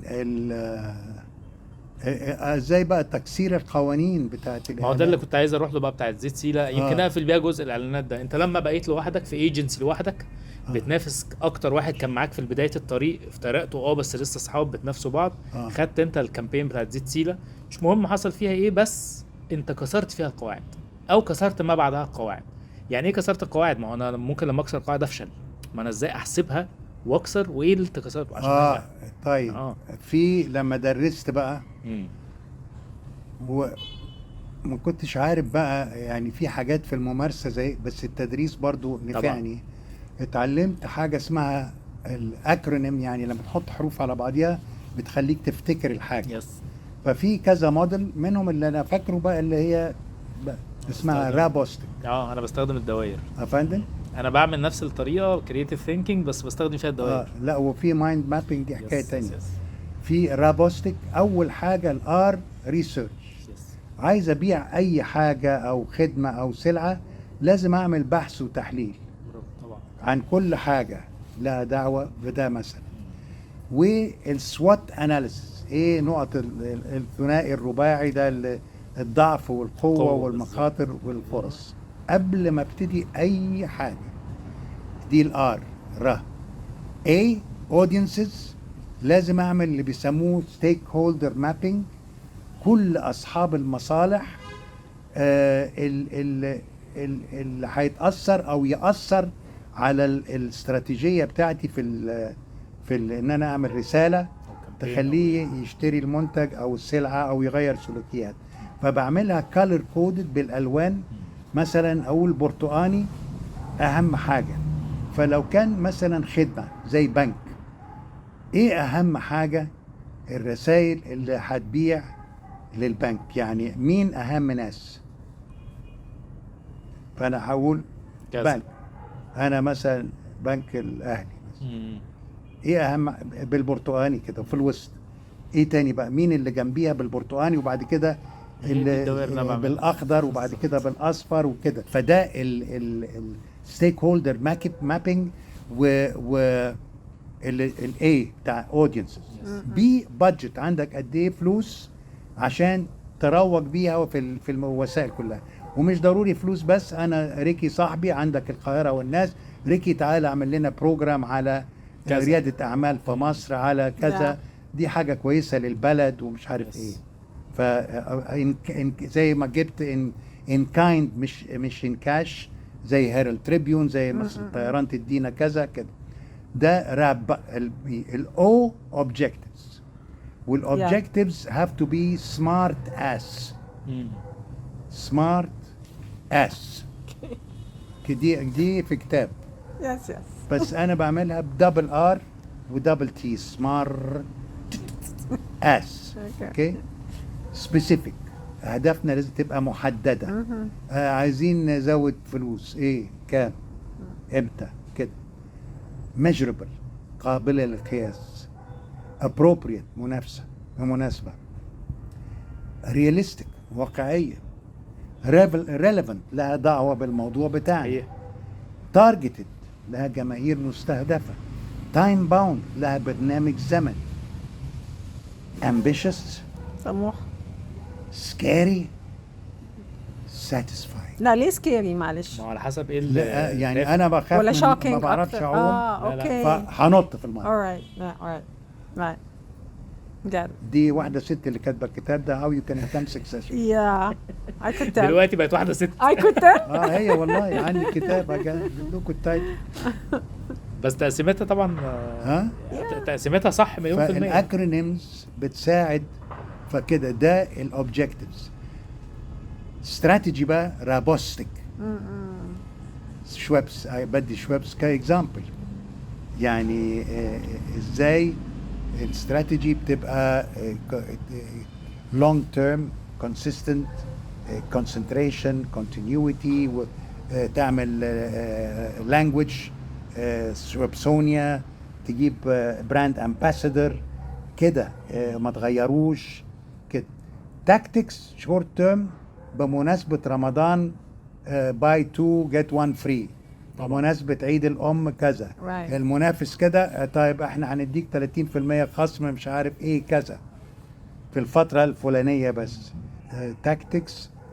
الاي implementation. ايه هي ال what are the tasks ايه اللي لازم نعمله. هو يبقى tasks responsibilities مين مسؤول عن كل واحدة. timeline يبقى implementation فيها tasks responsibilities timeline برنامج. السي control يعني monitoring and evaluation متابعة وتقييم. ايه اللي عملناه كان هايل. ايه الدروس المستفادة.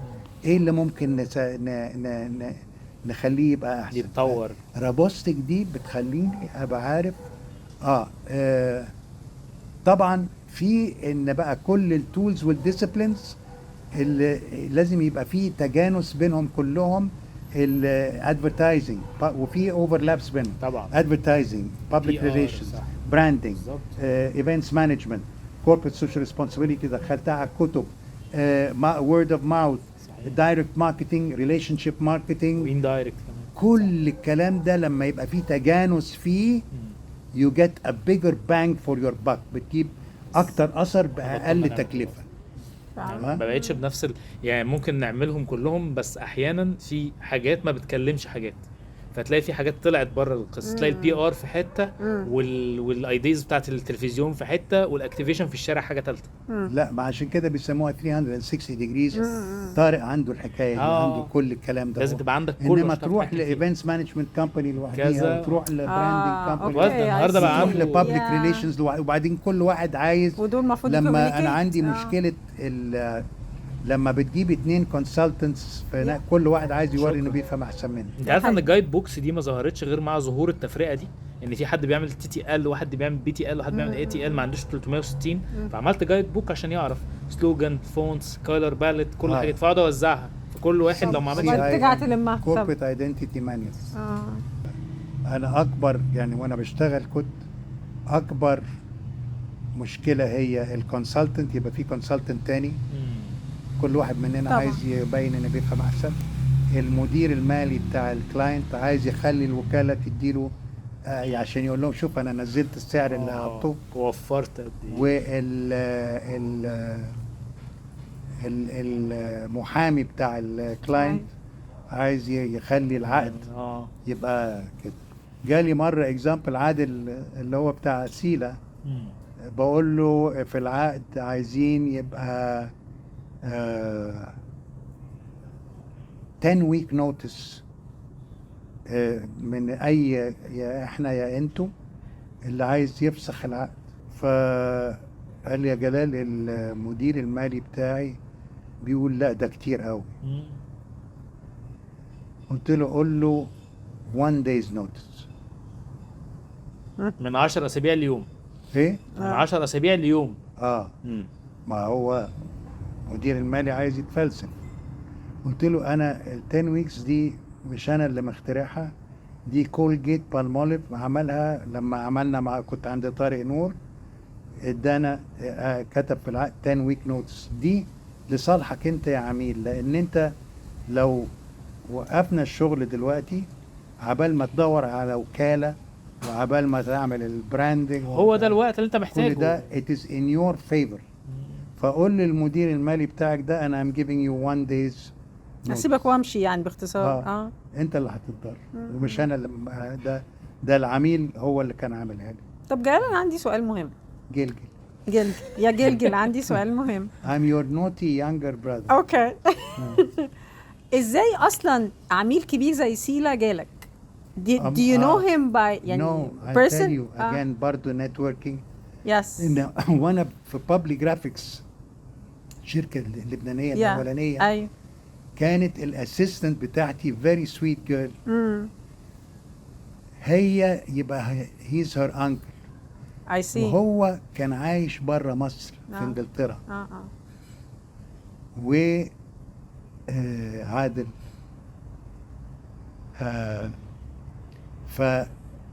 فتعين من شركة كبيرة أمريكاني بتاعت sunflower seeds. اوكي. وهي كانت جاية مصر تزرع السيدز وتعمل الزيت. sunflower هيبقى أول زيت عباد شمس في مصر. اوكي. و it is the healthiest. كان في زيت ذرة كده. ليه؟ في حاجة قال لي اسمها poly unsaturated fatty acids. ده حقيقي. والتانيين monosaturated fatty. ده حقيقي. فالبولي ده is more healthy. The other thing ان الزيوت التانيين كلهم بييجوا من بره مصر ويتعبوا هنا. ده هيتعمل هنا made in Egypt totally made in Egypt. فهيبقى فريش مفيش رانسد. اوكي. ما يبقاش رانسد. بس هي دي تعتبر صدفة صح؟ ان العميل ده كان في علاقة حصلت مع حد يقرب له معاك. يعني ما انا بقول لك نتوركينج يعني. فهو قال لي انا جاي من امريكا ما اعرفش. قالت لي I forgot her name ان اجي اسالك انت اللي هتنصحني. فقلت له لو عايز وقتها كانت early 90s احسن وكالة تدي لك اسعار كويسة في التلفزيون. وقتها كان اكتر ما كانش فيه سوشيال ميديا وانترنت. وتدي لك فري مايلج في البتاع ده هي الاهرام. الاهرام عندها نيوز بيبرز والماجازين زائد they are the biggest advertising on television. فبياخدوا 50% خصم يعني كده مش زي الوكالات التانية 15%. فلو عايز كده لو عايز احسن وكالة مشهورة برايفت سيكتور روح لطارق نور. اوكي. سو انت اوكي. لا فقال لي طب انت ايه؟ قلت له لا احنا لسه صغيرين. انا لسه بارتنر هنا اتس لبنانيز كومباني وكده. وانت هتضمن ان انا هخبط على بابك طول النهار مش هنام غير اما اعمل لك احسن حاجه كده. فقال لي طب جلال انا مش عايز الاهرام فبس I need a presentation within 2 weeks. اوكي. 2 weeks. انا كنت مسافر بعد 10 ايام. ف I had to finish it before 10 days. before Ricky يعني. Right. كلمت واحد اسمه سامي عبد العزيز. ده كان عنده ريسيرش كامباني اسمها راك وبيدرس في الجامعة وكده وهو مصري قوي انا خواجة. وريكي كان بيستخدمه يساعده. عمل حاجات بنك اهل مصر بعديها بسنين يعني كده بيستخدم سامي في الكرييتيف برضه. فكلمت سامي قلت له سامي ريكي يكلمك على حاجة اسمها سيلا. قال لي لا. قلت له طب انا مسافر في الويك اند على اسكندرية تقدر نتقابل هناك ونعمل الحملة سوا. قال لي اوكي. كنت ما كانش فيه هايويز وكده كان في طريق رايح جاي لاسكندرية. فساي انا في الطريق وفاديه بتحط كاسات جريك سونجز، تتارا تتارا تتارا اوكي. تتارا زوج. تتارا تتارا تتارا تتارا تتارا تتارا تتارا عباد الشمس سيلا. started thinking كده اوكي. ده وماشي فوق السرعة القانونية، ورحت ضارب فرملة. فادية كانت هتطير من الشباك من الإزاز. في إيه؟ لقيت عباد شمس في الصحراء. اوكي. فبيقولوا if it's a chocolate eat it, if it's a bicycle ride it, Yes. if it's a bra wear it. فأنا رحت نزلت بالسويس أرمي نايف. اخدت كده كام جامد واحدة جدا. ايوه ما هو قطعتهم، استف. ايوه حطيتهم في العربية عبال ما وصلت. أنا عايز أدوقها أبص شمها بتاع دي ولتت طبعا. دبلت خالص. خالص. رحت اللوكاندا بالكاسات ريكوردر وبسمع سامي، بقول له انا شايف ان في طباخ هيطلع وانا ما بفهمش في الطبيخ، بس بقول في الصبح الفول بالكمون، قال لي فص توم وعصير الليمون. مش قادر افكر في التوم على الصبح. اوكي. قلت له في الظهر تطبخي مسقعه، قال لي بطاطس سمكايه مدلعه. أوكي. عباد الشمسيه يا جماعه حلو صافي قوي. طازه في الازازه، زيت صعيل كل البيت بوم بوم بوم. جبنه بيضه بالفلفل والقوطه، ده انا. قال لي ورشه سيله تطلع مظبوطه. قلت له anyway عملنا كده، لقينا عملنا اغنيه 2:15. زيت سيلة صحي طازة بمعنى الكلمة. عباد الشمس سيلة صافي طازة في الإزازة. واو. مفيش حاجه اسمها كده. طبعا. ده العميل بيبقى عايز 10 ثواني، 30 ثانيه، 45 ثانيه ايه، وعارف ان هرجع مصر هوري العميل هيقول لي انا هدفع 30,000 جنيه في المره والمنافس هيدفع 1000. انت بتهزر. وانا هو قال لي ده احسن حاجه دلوقتي بقت موضه الدقيقتين والدقيقتين وربع والثلاث دقايق الاغنيه لا ده عشان اليوتيوب كده، بس مش في التلفزيون. انا فاهم، بس اقصد دي بقت موضه غالي. فالمهم عملت، قال لي بقى ده احسن حاجه للصحه وكده. وانا خايف ان الناس تفتكر ان الزيت ده عشان لونه يكاد يكون اصفر ان ده عشان السلطه بس. وستات البيوت ما يعرفوش ان ممكن تعمل حلويات بالزيت، بيعملوه بالزبده والسمنه. فعشان كده الصبح وبعد الظهر وبتاع ده وحاجات حلوه وكده. فعملت حاجه تانية، انا بفكر بالانجليزي the mouth is the gateway to the body. الفم بوابه البدن. قبل ما تحط اي حاجه في بقك اتاكد ما فيهاش اضافات، ما فيهاش كذا كذا، اتاكد انها سيله. سيله زيت صحي طازه بمعنى الكلمه.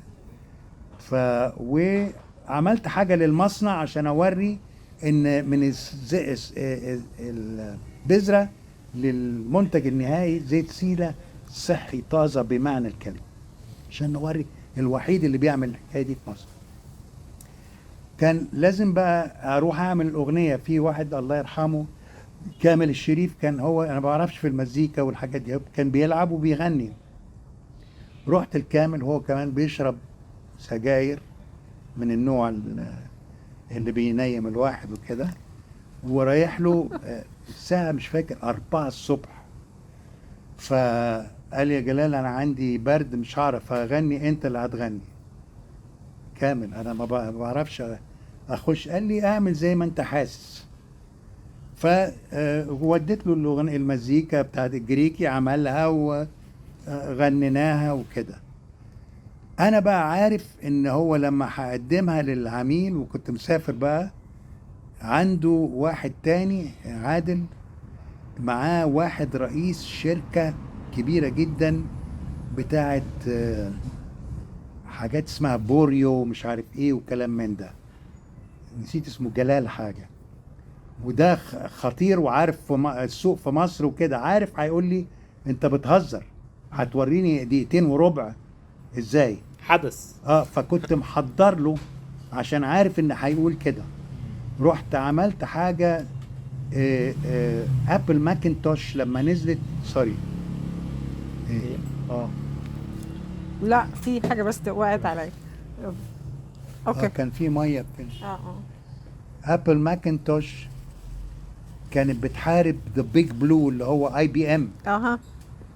فطبعا اي بي ام جامده جدا، فعملوا حاجه سموها 1984. ده جورج اورويل كتب حاجه عن الدنيا بتتغير ازاي، والثورات وكده. وعملوا اعلان يجي 60 ثانيه، ده كتير بالنسبه للامريكان. لعبوه مره واحده في اغلى بتاع ده السوبر بول. الامريكان كذا مليون 200 مليون بيتفرجوا على السوبر بول بتاعتهم. لعبوه مره واحده بس كامل. كامل دقيقه ومره واحده، مش اكتر من اي حاجه كده. وعملوا اعلان تاني اللي هو بيسموها ذا 1-2 بانش، يعني ان ده بتاع 1984 بيوري واحده بتجري وبيجروا وراها حاجات ناس، وفيلم كده كل الناس صلع بيتفرجوا وبتاع ده. in 1984 will not be Apple Macintosh will not be 1984. وعملوا واحد تاني بيوري ان هو the computer for the rest of us، ان هو سهل الاستخدام، فده اللي سموه 1-2 punch. باع بفوق $100 مليون. واو. فانا قلت له عادل، وريته لهم، قلت له احنا عندنا وقتها كان 3/4 ساعة اعلانات ورا بعض. فقلت له انت you're going to create يعني impact versus frequency. الناس ايه ده، مش راضي يخلص الاعلان في وسط ال3/4 ده، دي شركة عملاقة، لا انا هجرب المنتج ده. اقتنع. That's how I told him that. انا لسه مش عارف هيقابل، واضطريت اسافر. كان عندنا بيت في ايطاليا وبيت في اسبانيا thanks to فادية. رحنا ايطاليا، بعديها باسبوع كلموني في التليفون، مبروك خدنا الاكاونت. اوكي. قال لي طب ايه رايك نستخدم حسن كامي بتاع الاوبرا؟ انا اتعلمت من شويبس the product is the hero. قلت له ممكن يشوفوا حسن كامي وينسوا احنا بنبيع لهم ايه، فمفروض يبقى حد مش معروف. فقلت له عادل انت حسسني ان انا in a Nazi concentration camp ايام الالمان. you will do this otherwise I will execute you right now. فضحك قال لي جلال انا هعمل الاعلان ده بس انت اللي هتطلع الطباخ. again انا ما كنتش عارف ان انا اللي هغني، انا ما كنتش عارف ان هو هيقول لي ان انا اللي هطلع الطباخ.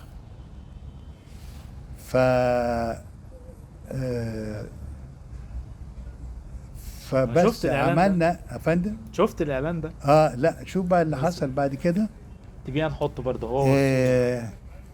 جينا عملنا الاغنيه في حته في الهرم، بيت كبير وبيسين وكده، وجبت ناس مشهورين جدا كانوا ممثلين، وبعدين جبت بلوندز عشان يعني عشان يدي الزيت. حاجه اجنبي يعني فتبقى حاجه كويسه.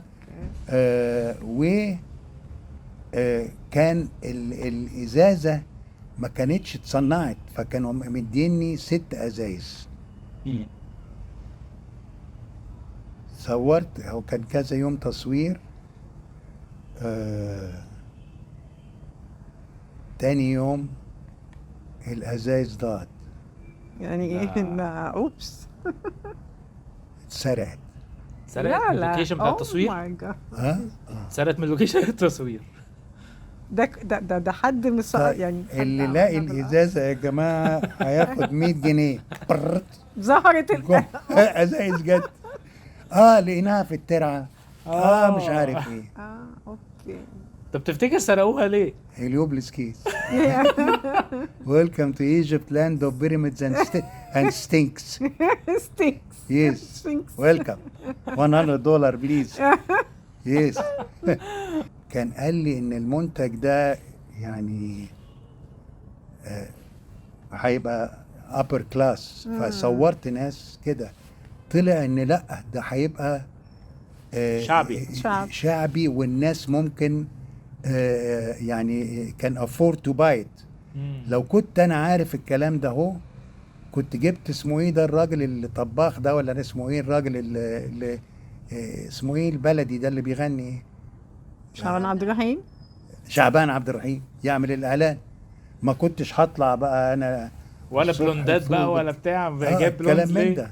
فاجان ده مشي ضد اللي المفروض اعمله. بس طب ما كنتش عارف. الغلطه فين؟ في انك ما ذاكرتش السوق بقى، لا ولا ما ذاكرتش المنتج ولا إيه؟ لا، وهو قال لي هو اتس يعني كلاسي برودكت، ما قاليش ان بس ده still works هيبقى though. رخيص وكده. والحاجه التانية ان الازازه كانت قصيره ومكعبره، والتانيين المنافسين كانوا ورفيعين. اطول وارفع بس فيهم نفس الكميه. اه فبيبان ده اكبر، ان لا بيبان بتقسيله اكبر. لا ان في اقل كميه من التانيين. اقصر. طب ليه بقى شعبي؟ هو ما انا هقول لك بقى، لا كان رخيص يعني، كان مش غالي. فالمهم بعديها بقى راح نزل عباد شمس تاني طبعا. من أكل المنافسين السوق خلاص بقى. لما وقفنا. فاضطريت ارجع تاني وانا الطباخ واقول من فضلك خدي بالك، مش اي زيت عباد شمس يبقى سيلة، خدي بالك من العلامة دي البراند نيم، خدي بالك ده مش غطا واحد دول اتنين، خدي بالك ان الزيت صافي علشان كده لونه يكاد يكون اصفر. لو سمحتي المرة الجاية وانت بتشتري الزيت اتأكدي انه سيلة. اوكي. الصوت اللي اسمه ايه ده المعلق، سيلة زيت صحي طازة بمعنى الكلمة. انت فاكر مين المعلق؟ افندم؟ فاكر مين المعلق؟ لا كان عصام سيف صح؟ اظن صح؟ سيلة زيت صحي طازج بمعنى الكلمة. سيلة فاكر زيت عليه؟ صحي طبعا. صحي طازة بمعنى الكلمة. وعملنا كذا طبعا كونسيستنسي اللي اتعلمته من شويبس. فمن فضلك خدي بالك ما كانش فيه انترنت لا وبعدين سيلينج بوينتس من فضلك خدي بالك في التلفزيون، من فضلك خدي بالك في الراديو، من فضلك خدي بالك في فنفس المجلات، الجملة. من فضلك خدي بالك في الاوت الثيم دور، او الكلمه هي من من فضلك خدي فضلك بالك. خدي بالك. والفلاير والبوستر يبقى كل عندنا الكلام من ده. فضلك خدي بالك واسال استشير وايه تاني احنا قلنا حاجه تانية. الدبابة. والدباب، يعني عندنا علامات يعني. وفي بنك اهل مصر بس مش هو بتاعت سامي. وعملت كذا حاجه من فضلك خدي بالك كده. الدنيا كلها اتقلبت والاغنيه بقت تنزل معاه الاغنيه كلها.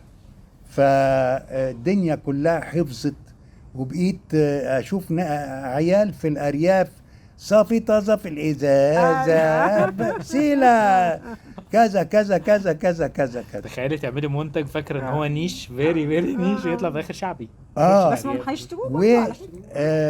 دايما بقى ابتدينا نعمل ريسيرش. ايه عايزينه ايه؟ عايزين الازازه اطول، عايزينها ارخص. الناس عايزه ايه؟ عايزه ايه؟ والستات البيوت لان بنقول هم اللي بيطبخوا كده. كان في بارتنر نصب عليهم ب 30 مليون وهرب من البلد. وسي اي بي دخل اشترى المكان. فعادل ياسين such a lovely man ما كانش عنده الاوثوريتي بتاعت قبل كده. كان السي اي بي كده. فقال لي يا جلال احنا عملنا ازازه جديده، يعني البنك عمل ازازه جديده بقت اطول. قلت له كويس هنعمل لازم اعلان كده. قال لا البنك مش عايز يعمل اعلان. قلت له ولا البنك ولا انت ولا انا، احنا بنقول لهم لو شكلها مش كده ما تشتروهاش طبعا. خلاص. وانا هعمل لك الاعلان ده اهو، وهعمل اعلان هيكسر قوانين الاعلانات. هنا تكسير القواعد ده. قال يعني قلت له هقول من فضلك خدي بالك سيلة نزلت ازازة جديدة في السوق النهاردة، خدي بالك الازازة بقت اطول بس الكمية اللي فيها هي والسعر هو. لو سمحتي المرة الجاية وانت بتشتري الزيت اتأكدي انه سيلة سيلا زيت صحي طازة بمعنى الكلمة. قال لي طب جلال يعني خلينا نعمل 2 تانيين. قلت له ايه يعني؟ قال لي عايز تقول نزلت ازازة جديدة وبس، ما تقولش حاجة تانية. وازازة جديدة ايه مش عارف. قلت له عادل انا هخلي بتاعي الاخر واحد، وانا مش عايز اضحك على عقل ان مامتي هتزعل مني. يعني ايه ازازة؟ طب والسعر ايه وبتاع ده؟ فقال لي طب جلال مامتك مش هتزعل، انت قول ازازة جديدة والسعر هو لو هم حسوا ان فيها اكتر انت ما قلتش ما كذبتش، مامتك مش هتزعل منك. طيب وايه التاني بقى اللي بتقول لي هتكسر القوانين؟ قلت له مش هوري المنتج، مش هقول اسم المنتج، وهشجع المستهلك ان يشتري منتجات منافسة. قال لي جلال انت بتهزر. قلت له عادل انا هعمل الاعلان ده على حسابي وهعمل له اختبار على حسابي، ولو نجح في حد بيطرطر من فوق ولو نجح لازم تدفع لي ولازم تنزل بيه. عملت الاعلان، عملنا له بري تيستنج. معلش ازاي اعلان مش هيظهر فيه اسم المنتج ولا شكل المنتج واشجع فيه منافس؟ ازاي؟ بس كده ما هي الناس كلها عارفه. من فضلك خدي بالك بس. لو ما هو ده اللي عايز اعرف، هل احنا قلنا في اوله من فضلك خدي بالك؟ 3 سيز. ومين الطباخ؟ انت. مين اللي بيتكلم؟ انت. ده اتعلمته عند طارق من شويبس. فقال لي انت بتهزر. عملنا بري تيست، ستات جبناهم فوكس جروبس. مين ايه الاعلان ده؟ سيلا. ايه الطباخ ده؟ بتاع سيلا. كلهم عرفوا. في واحدة متخرجة من اعلام قالت ده وحش جدا. ليه؟ قالت لهم لان لو كنت انا مسافرة بره مصر لما عملوا الاعلانات دي مش هعرف الراجل ده بيكلمني في ايه. قلت له عادل دي بتمثل لي 1% من التارجت اودينس بتاعتي. انا بكلم people living in Egypt. فبليز يا عادل. فحكاية mutual trust and respect نمرة 2 عندي is so important. عادل ياسين وانا كنا يعني عارف ان مش هضحك عليه وعارف هو he has confidence فيا، وبفكر له طول الوقت. وكنت بفكر بالليل فتجي لي فكرة هايلة وانام، اصحى نسيتها. اتعلمت ان لما تجيلي فكرة بالليل هقوم، ما كنتش بقى بالتليفونات، كنت بكتب، اقعد اكتب الفكرة عشان ما ينساهاش.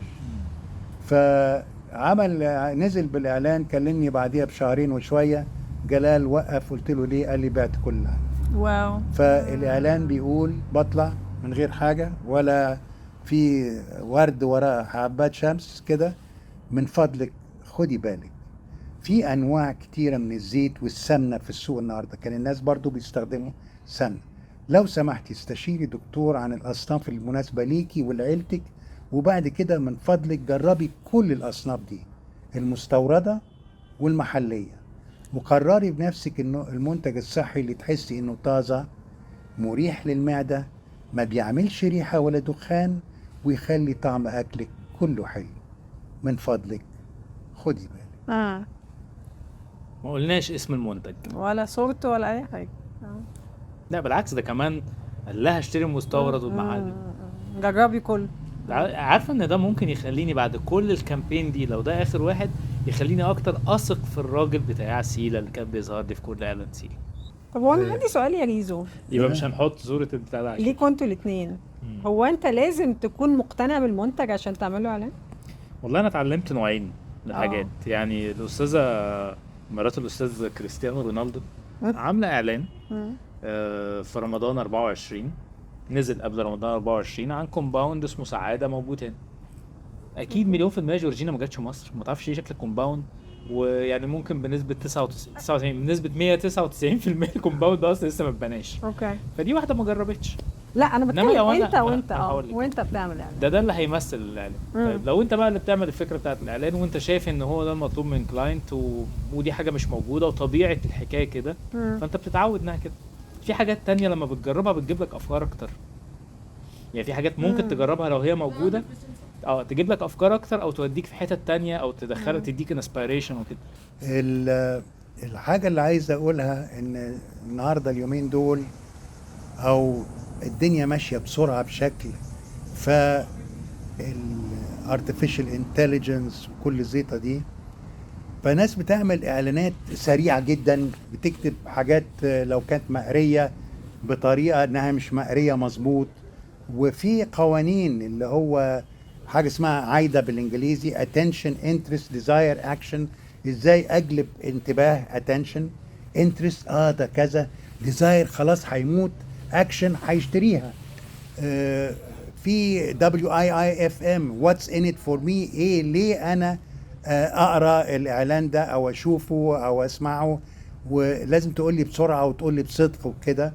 ففي الحاجات اللي بتحصل اليومين دول سريعه وكده، بس هم عايزين يعني اللي بيحصل اليومين دول ان هم عايزين يكاتشوا، عايزين يخطفوا العين. عندنا مثل بيقول it's not creative if it doesn't sell. يعني يا فرحتي هي مش ابتكار ولا حاجه لو ما باعتش. صح. اوكي، خدت اتنشن، عملت كل ده اهو، هل اشترى المنتج او استخدم الخدمه او غير سلوكياته ولا لا؟ لو لا يبقى بضيع وقت. انا بدي مثال دايما ان كان في اعلان الدنيا كلها كانت بتحبه، كان عن مرق الدجاج وفراخ بتكلم بعضيها كاك كاك، هي اللي هي من اشهر الاعلانات في مصر. قبلك في العباسيه كده. ايوه تسالي الناس طب كان بيبيع ايه؟ مرق الدجاج. اني نوع إيه بقى؟ عشان اروح اشتريه. ماجي. لا ماجي لا. كنور. انا طول عمري فاكره ان الفرخه اسمها ماجي. هي الفرخه اسمها ماجي. اوكي. يقولوا ماجي، يقولوا كوين، يقولوا فاين فودز. يا فرحتي انا بعمل اعلان عشان ابيع المنافس؟ انا احسن لي ان انا اقول اعلاني يكرهوه بس يروحوا يجربوا المنتج، اقول ما كانش كنور كنور كنور. يعني انا كنت بقولها قدام عميل في حاجه تانية كان بيشرب ميه كان هيطرش لما شافني بعمل كده. يعني عندك ان انا اعمله كده واحسن ما اعمله كرييتيف بس ما يبقاش. اهم حاجه ان يشتري. طيب انا عايز اروح بقى القصه كلنا من اول ايوه عايزين من اول البودكاست بنسال عليها، مين فاديه وعملت ايه فاديه؟ فاديه هي انا زي ما بقول لكم كسبت جوائز كتيره جدا، وازاي اتجوزتني وانا باخد 6 جنيه في الشهر ومطرود من جامعتين، ودخلتني جامعه ثالثه وجامعه رابعه، وبعدين بقيت ادرس في الجامعات. ويعني مش قادر اقول لكم ازاي. انا الكتاب بتاعي بالانجليزي وممكن اطلع نسخه بالعربي مكتوب I am because of my wife journey to a happy life. وانا قلت الحكايه دي كنت خدت اكبر جايزه في الاعلان، كرموني، وشكرت والدتي وشكرت طارق نور والناس اللي اثرت في حياتي، وانهيت الكلام بتاعي بان انا اقول فاديه I am because of you. واو. ان فاديه انا هنا علشان انتي كده. دلوقتي هي علم يا احمد. هي وانا ادوكوا شويه حاجات بقى اللي عملتها فيا. ان كانت كنت وانا عسكري في عياده الاسنان سنانها بتوجعها، فقلت للضابط، قال لي جلال جيبها لي في العياده الخاصه في المهندسين. خدتها له، كشف عليها، قال لها عندك ضرس عقل مدفون لازم يتخلع. قالت له هيوجع. قال لها لا هديكي بنج. قالت له لا اخلع ضرس من عند جلال ولو ما وجعوش ممكن تخلع لي. قال لي جلال انت ما بتستخدمش ضرس العقل، واداني بنج هنا وخلع لي ضرس كان ما كانش فيه حاجه. الحكايه دي نزلت في مجله اسمها ايجيبت توداي. تيجي بص نايم انا على وشي، قال لي بتضربني على ظهري وبتكلمني بالانجليزي how could you do this to me how could ازاي تقدر تعمل فيا كده؟ قلت لها دو ايه انا كنت نايم. قالت لي حلمت انك كنت بتبصبص لبنتين حلوين. طب انا ذنبي ايه؟ طيب بتصحيني الساعه 3 الصبح تقول لي جلال انت عطشان؟ لو غلطت وقلت لا مش عطشان تقول لي على كل حال ثانك يو فيري ماتش وهتبوس في وشي لمده اسبوع. دي معناتها روح جيب لي ميه الساعه 3 الصبح. اتعلم بقى. باخد دش دايما 37 درجة ونص كده، بتبقى مية دافية وبتجيلي أحسن أفكار أعمل بيها إعلانات وكده. دخلت عليا قالت لي جلال أنت بتطرطش مية بره الدش. المرة دي قلت بقى اخرجي بره. جاي تاني مرة أقول لها اخرجي بره، فتحت المية في الحوض، شفطت المية الساقعة، نزلت مية بتغلي عليا، وهي قلبها طيب، هي عايزة توجعني بس مش قوي، من فضلك اخرجي بره. انا بحب الحاجات دي قوي. اكتشفت طبعا لها لغة بتاعتها. لما تقول لي thank you very much، يعني انا you in trouble، انا هبقى عندي مشكلة يعني. مش بتشكرني، لا thank you very much يعني طيب. لما تقول لي excuse me يعني نعم، يعني يا نهار اسود حكاية. اوعى تعيد الجملة. طيب فتعلمت برضو لما اتخانق معاها او لما نختلف بقول لها حاجة بالانجليزي وهترجمها بالعربي بقى، وبطلع جري بعديها. بقول لها هو مسموح لنا ان احنا نختلف، ما اقدرش اقنعك انك تبقي على صح. It's all right for us to disagree. I can't force you to be right. واطلع جري. اكتشفت ان عندها ذكاء اصطناعي. عندها ذكاء اصطناعي؟ انا عندي كوليسترول عالي جدا وممنوع اكل شوكولاته، بس باكل بتاعه جالكسي هيزل نت كامله. كل يوم بخلصها عشان امي وانا صغير قالت لي لازم اخلص اكلي. فكل يوم باكل جالكسي هيزل نت، مش كويس يعني. فبقيت اخبيها في الدولاب، واجي بالليل بفتح الدولاب واطلع الجالكسي وافتح الغلاف بتاعها. تقول لي جلال انت بتاكل شوكولاته وجالكسي كمان؟ عارفه من صوت بتاع الورقه نوع الشوكولاته. بيعملوا اعلانات لبعض في البيت. The magic of women يا جلال. لا she knows. تخيلي ده اعلان جلال بتاكل شوكولاته. ده اعلان حلو على فكره ده اعلان حلو. فهي انا عامل لها الاغنيه انا ورولا بنتي بتغني 16 لغه بالانجليزي، هي تفاديا with love. لو شفتوها في اليوتيوب بقول ان انا جامد ومتين بالانجليزي بجامد، بس لما بتيجي الفادية ببقى عيل صغير، ببقى ريشة طايرة في الهواء، ببقى لابس في الحيط وبتجنن كده. عشان فادية. بس عندي سؤال فادية معلش عشان برضه هقول لك بقى حتة لازم طيب. لو شفتوها في اليوتيوب. انا كنت سايق العربية وكان وقتها في كاسيت كده، وحاطط اغنية لواحد اسمه انجلبرت هامبردينك، وبيغني الاغنية. يعني مش قادر اصدق راجل يقول للواحده ست كده.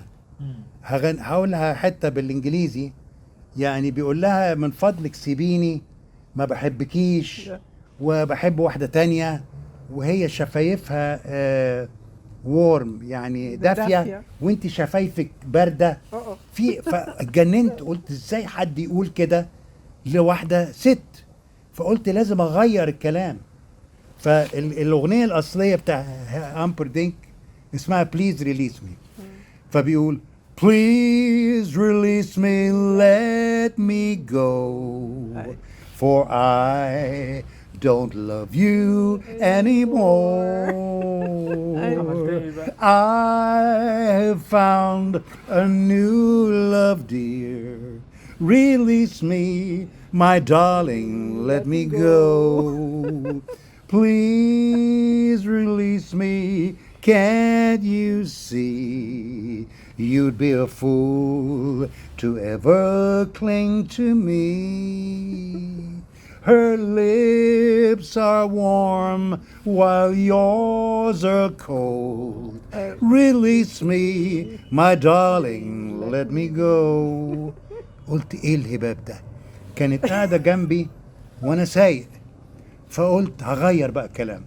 Don't release me, don't ever let me go. زود دون بس. For I will love you more and more. الله الله الله الله. Her lips are cold while yours are warm. قالت لي صدقت How did you know her lips were cold؟ يا نهار اسود، يعني ان انا لازم ابوسها عشان اني فطلعت جري عند بيت بنتي جوزها دكتور، ابتدوا يصوروني، ولما قالت لي How did you know كده، رولا عملت صوت بتاع هيتشكوك وقطعوا الصورة، وبعدين محمد جوزها الدكتور لفني بالشاش وبقيت اقول Please release me, let me go. I can't live this way anymore. في حد يعمل كده؟ شفتي الكرياتيفيتي ممكن توديه لفين؟ لا لا لا لا لا لا. كان انت خد ايه بقى اللي خلاك تسحب من لسانك؟ طيب ما كنت انا بقول عديت عايز الأغنية. ابسطها، لا. عايز خد الفكره مع سكة، الستات ما تغيرش you never الأفكار do مع- that. في بقى لما You never بتكلم do في that. المؤتمرات بتكلم على طبعا كل الدنيا عارفه فاديه، فبقول ان انا لما دخلت الجامعه كانت قنبله، وكانت رفيعه خالص خالص، وبعدين وبقول الحكايه دي وبقلد اللي هيقولوه الناس اللي قاعدين بيتفرجوا. She went on a seafood diet، يعني دخلت على دايت، يعني ايه؟ رجيم سي فود. اكل سي فود يعني ايه؟ سمك لا، بحر سي فود دايت. Everything she saw she ate. So she started to expand laterally. But there's more of her to love. كلهم بيعملوا وانا بعمل معاهم. يعني ان هي ابتدت تتوسع بالعرض، بس في كتير منها ان انا احبه، فكل الناس يقولوا وانا معاهم. ففي ناس برضو بيقولوا لي جلال you are now with فادية you are now living in hell. فبقول if this is hell who wants to go to heaven؟ بعمل معاهم كلهم بيبقوا قاعدين قدام. يعني لو ده العيشه دي في جهنم عشان فاديه، انا مش عايز مين الجنة. يحب يروح الجنه؟ بلاش الجنة.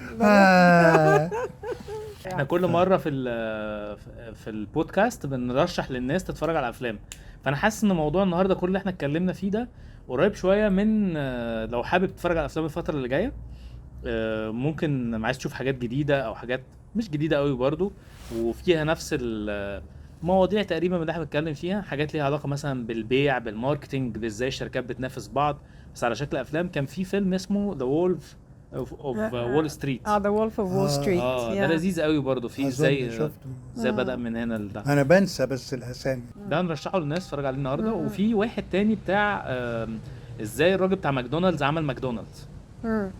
هي الفكره ازاي بدأت، والفكره دي اصلها كمان كان فيها خناقه في البدايه، وفي واحد سرق البراند من واحد تاني وخلى البراند ده باسمه، والمشاكل اللي حصلت ما بينهم. انا بحب النوع ده من الافلام. ده اسمه ذا فاوندر، ده بتاع ازاي ماكدونالدز بدأت. فده حلو قوي.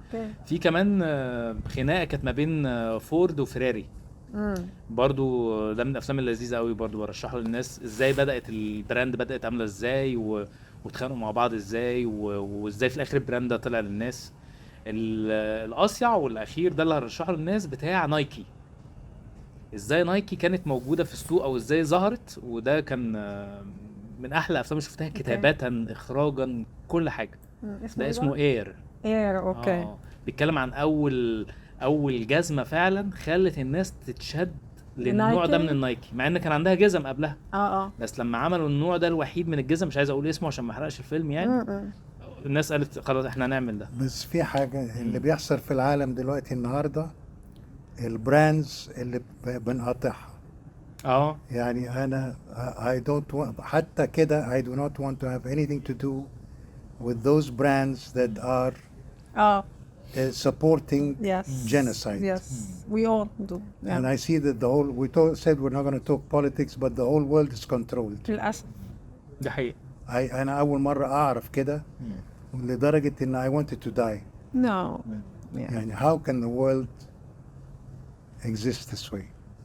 Everything against what my mother used to tell me. لا بس انت عندك حق. عندك حق. دي فيديوز كده هنشوفها، كل فيديو 30 ثانيه.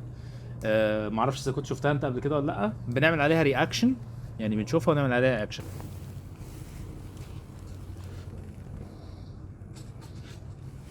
البنت بتصورهم في الكرتونه طبعا مش عارفين ليه، بس مبسوطه ازاي. الله، بيصوروا كلب نفس شكلها تطلع حاجه. يس. اوه أوه. اوكي. This is cute. كل واحد صور جوه الكرتونه دي، وهي جمعتهم بطريقه عملت منهم كانه بوستر. هي خلتهم كل واحد يدخل جوه الكرتونه يتصوروا، مش عارفين بيتصوروا ليه. وبعد كده بيبصوا بقى لبعض فراحت مطلعه لهم البوستر ده في الاخر. It's really nice. شكله حلو. Nice poster. Yeah. بقول لك ازاي يستخدموا الارت مع الفيزيكس. بيقدموا بيها حاجه. اوكي. كان كاري تدوخني يا ريزو اصلا. بيتحكموا ازاي في الرقصه مع بعض. كرييتيف قوي يا جماعه الحاجات دي برضه. وانا بتبسط من ان في ناس لسه بتعمل حاجات كده، يعني لسه في ناس وتفكر ازاي تعمل نفس الحاجه تخليها كاتشي اكتر. يعني هي رقصة عادية ممكن يعملها، بس بيستخدم حاجة زي دي مثلا عشان يخلي. في ناس واقفة بتتفرج يا ريزو، في ناس interested. This is really nice. This is nice. الحاجات دي لما بتحصل كمان في مطارات او في شوارع او في نوادي او كده، الناس بتتلم على ده. بره بتلاقي حاجات كده كتير. ده حقيقي. بصي very nice. الله، بديك افكار اهو عشان لو حبيت تخرجها في مكان وترقص معاها الرقصة اللي نفسك فيها. هتطلع له برضه فيها حاجة. اقرص معاها. هتقول له انت بتدوخني يا جلجل. بتدوخني ليه يا جلجل؟ ميرسي مسيو جلال زكي. ميرسي قوي. ثانك يو. ميرسي يا جلجل بجد والله.